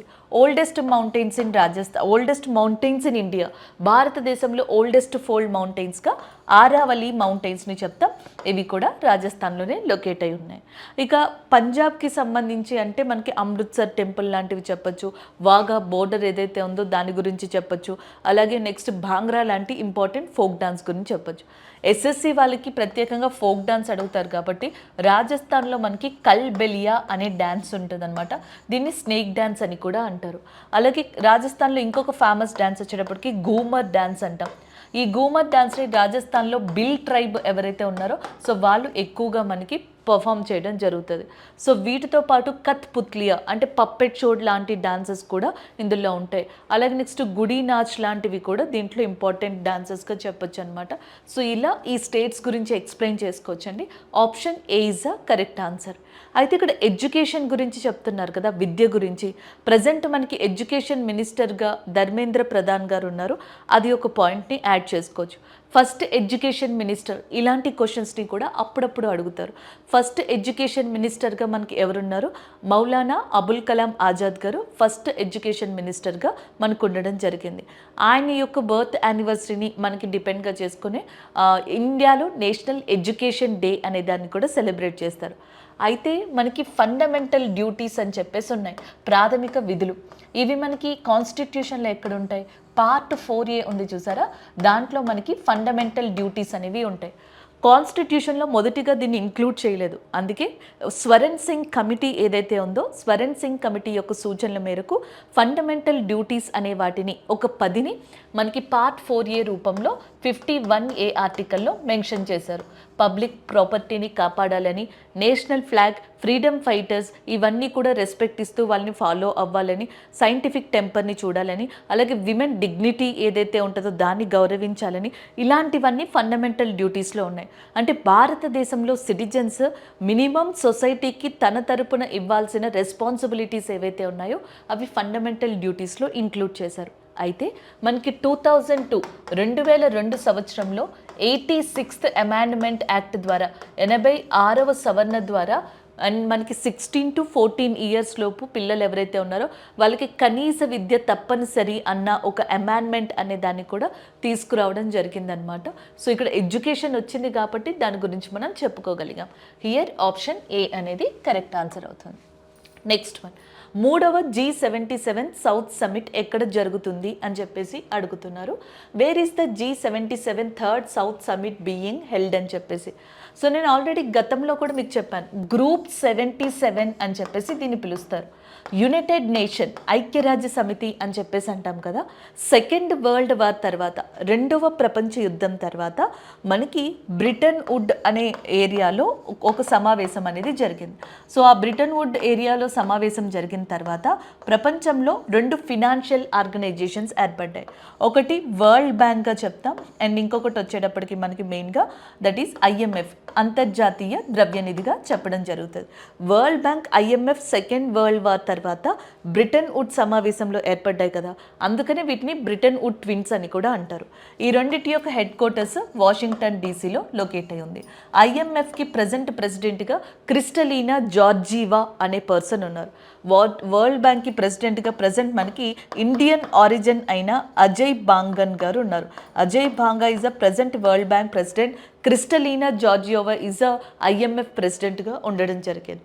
సో ఇది అయిపోయిన తర్వాత 1945 ఆ ప్రాంతంలోనే అక్టోబర్ 24న యునైటెడ్ నేషన్ అనేది ఏర్పడింది. అందుకే UN డే అనే దాన్ని కూడా అప్పుడు మనకి సెలబ్రేట్ చేయడం జరుగుతుంది. ఈ యునైటెడ్ నేషన్లో టోటల్ సభ్య దేశాలు వచ్చేటప్పటికి 193గా ఉన్నాయి. దీని యొక్క హెడ్ క్వార్టర్స్ అనేది న్యూయార్క్లో లొకేట్ అయి ఉందన్నమాట. అయితే ఈ యునైటెడ్ నేషన్కి సంబంధించిన 193 కంట్రీస్ ఎలా ఉంటాయి, కొన్ని వచ్చేటప్పటికి డెవలప్డ్ కంట్రీస్గా ఉండడం జరుగుతుంది అనమాట. అంటే అభివృద్ధి చెందిన దేశాలు లైక్ యుఎస్ఏ లాంటివి. నెక్స్ట్ డెవలపింగ్ కంట్రీస్ అని చెప్పేసి ఉంటాయి, అంటే అభివృద్ధి చెందుతున్న దేశాలు ఇండియా లాంటివి. అండర్ డెవలప్డ్ కంట్రీస్ అని చెప్పేసి ఉంటాయి, లైక్ ఆఫ్రికన్ కంట్రీస్ని దీనికి ఎగ్జాంపుల్గా తీసుకోవచ్చు, అభివృద్ధి చెందని దేశాలు అనమాట. సో ఇలా మొత్తం అన్ని కలిపి 193గా యునైటెడ్ నేషన్లో ఉన్నాయి. యునైటెడ్ నేషన్లో ఉన్న ఈ డెవలపింగ్ కంట్రీస్ ఏవైతే ఉన్నాయో మొదట్లో 77 కంట్రీస్ కలిసి G77 అనే దాన్ని స్టార్ట్ చేశాయి, డెవలపింగ్ కంట్రీస్. సో ఇవి డెవలప్ అవ్వాలి, డెవలప్డ్ కంట్రీస్గా మారాలనే ఉద్దేశంతో. ఈ G77లో ఇప్పుడు 135 మెంబర్స్ దాకా ఉన్నారు. 135 మెంబర్స్ దాకా ఉన్నా దీన్ని ఇంకా G77గానే పిలుస్తున్నారు.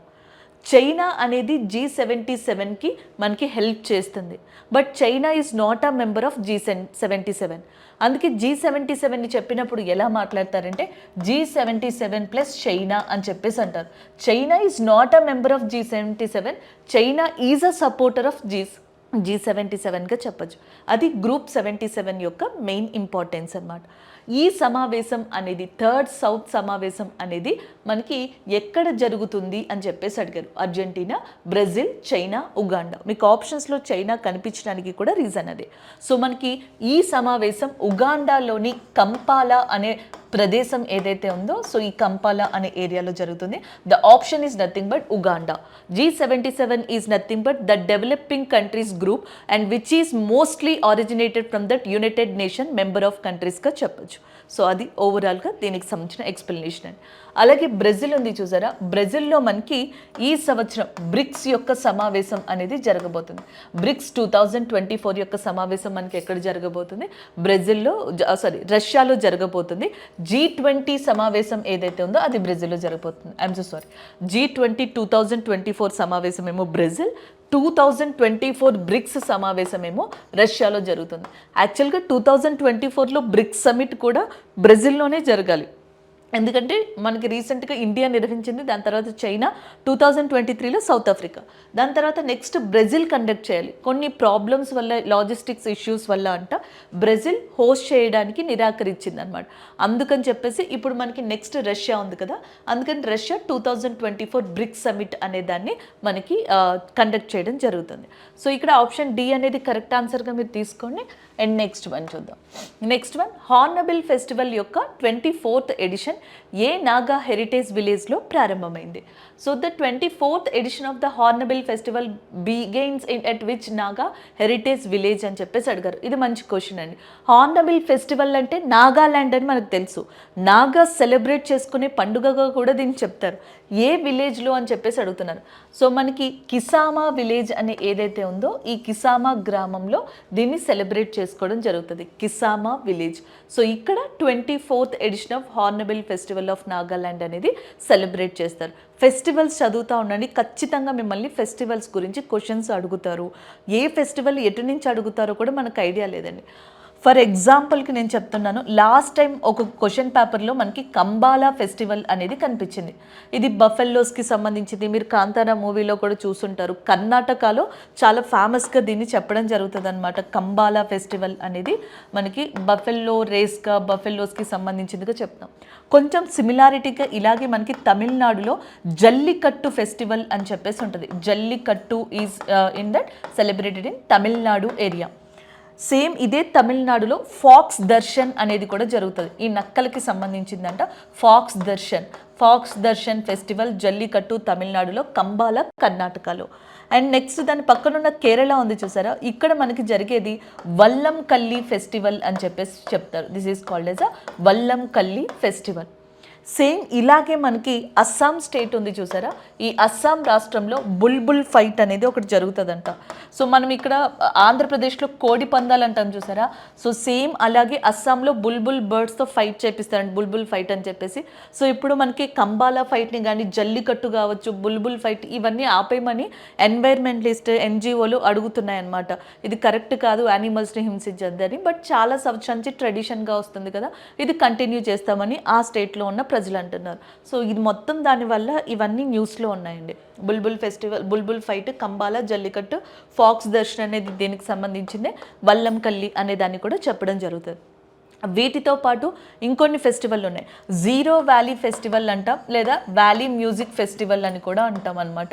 ఇది వచ్చేటప్పటికి మనకి అరుణాచల్ ప్రదేశ్లో సెలబ్రేట్ చేసుకుంటారు, Arunachal Pradesh. So next Bihu festival, number of times ఎస్ఎస్సిలో అడిగింది. బిహు ఫెస్టివల్ అస్సాంలో సెలబ్రేట్ చేసుకుంటారు. ఇవి 3 టైప్స్లో ఉంటాయి అన్నమాట. ఒకటి వచ్చేటప్పటికి భోగ బిహు, లైక్ న్యూ ఇయర్, మనకి ఉగాది ఎలాగో వీళ్ళకి భోగ బిహు అలాగా, అది ఒకటి.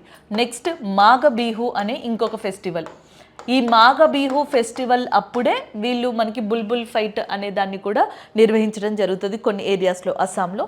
దాంతోపాటుగా కాతి బిహు అని చెప్పేసి ఇంకొకటి ఉంటుంది. మాఘ బిహు, భోగ బిహు, కాతి బిహు. సో ఇలాగా ఫెస్టివల్స్ అనేవి ఉంటాయన్నమాట. అలాగే సూరజ్ కుంద్ ఫెస్టివల్ అని చెప్పేసి ఉంటుందండి. సూరజ్ కుంద్ ఫెస్టివల్ ఇది చాలా ఫేమస్. హర్యానాలో దీన్ని సెలబ్రేట్ చేయడం జరుగుతుంది అనమాట. హర్యానాలో ఈ సూరజ్ కుంద్ ఫెస్టివల్ అనే దాన్ని సెలబ్రేట్ చేస్తారు. ఈ సంవత్సరం 37th edition Suraj Kund festival అనేది హర్యానాలో జరుగుతుంది. ఆ ఫెస్టివల్కి అటెండ్ అయితే మీకు ఎక్కడ చూసినా గుజరాత్ కల్చర్ కనిపిస్తుంది, ఎందుకంటే ఈసారి ఫెస్టివల్ థీమే గుజరాత్ అనమాట. సో అలా వాళ్ళు సెట్ చేసుకున్నారు. అలాగే నెక్స్ట్ వచ్చేటప్పటికి మనకి ఇండియాలోనే అతిపెద్ద క్యాటిల్ ఫెయిర్, పశు మేళాగా దేన్ని చెప్తామంటే సోనేపూర్ క్యాటిల్ మేల్ అని చెప్పేసి దీన్ని చెప్తాం. సోనేపూర్ క్యాటిల్ ఫెస్టివల్, దీన్ని మనకి బీహార్లో సెలబ్రేట్ చేసుకోవడం జరుగుతుంది అనమాట. ఇంటర్నేషనల్ కైట్ ఫెస్టివల్ అనేది గుజరాత్లో సెలబ్రేట్ చేస్తారు.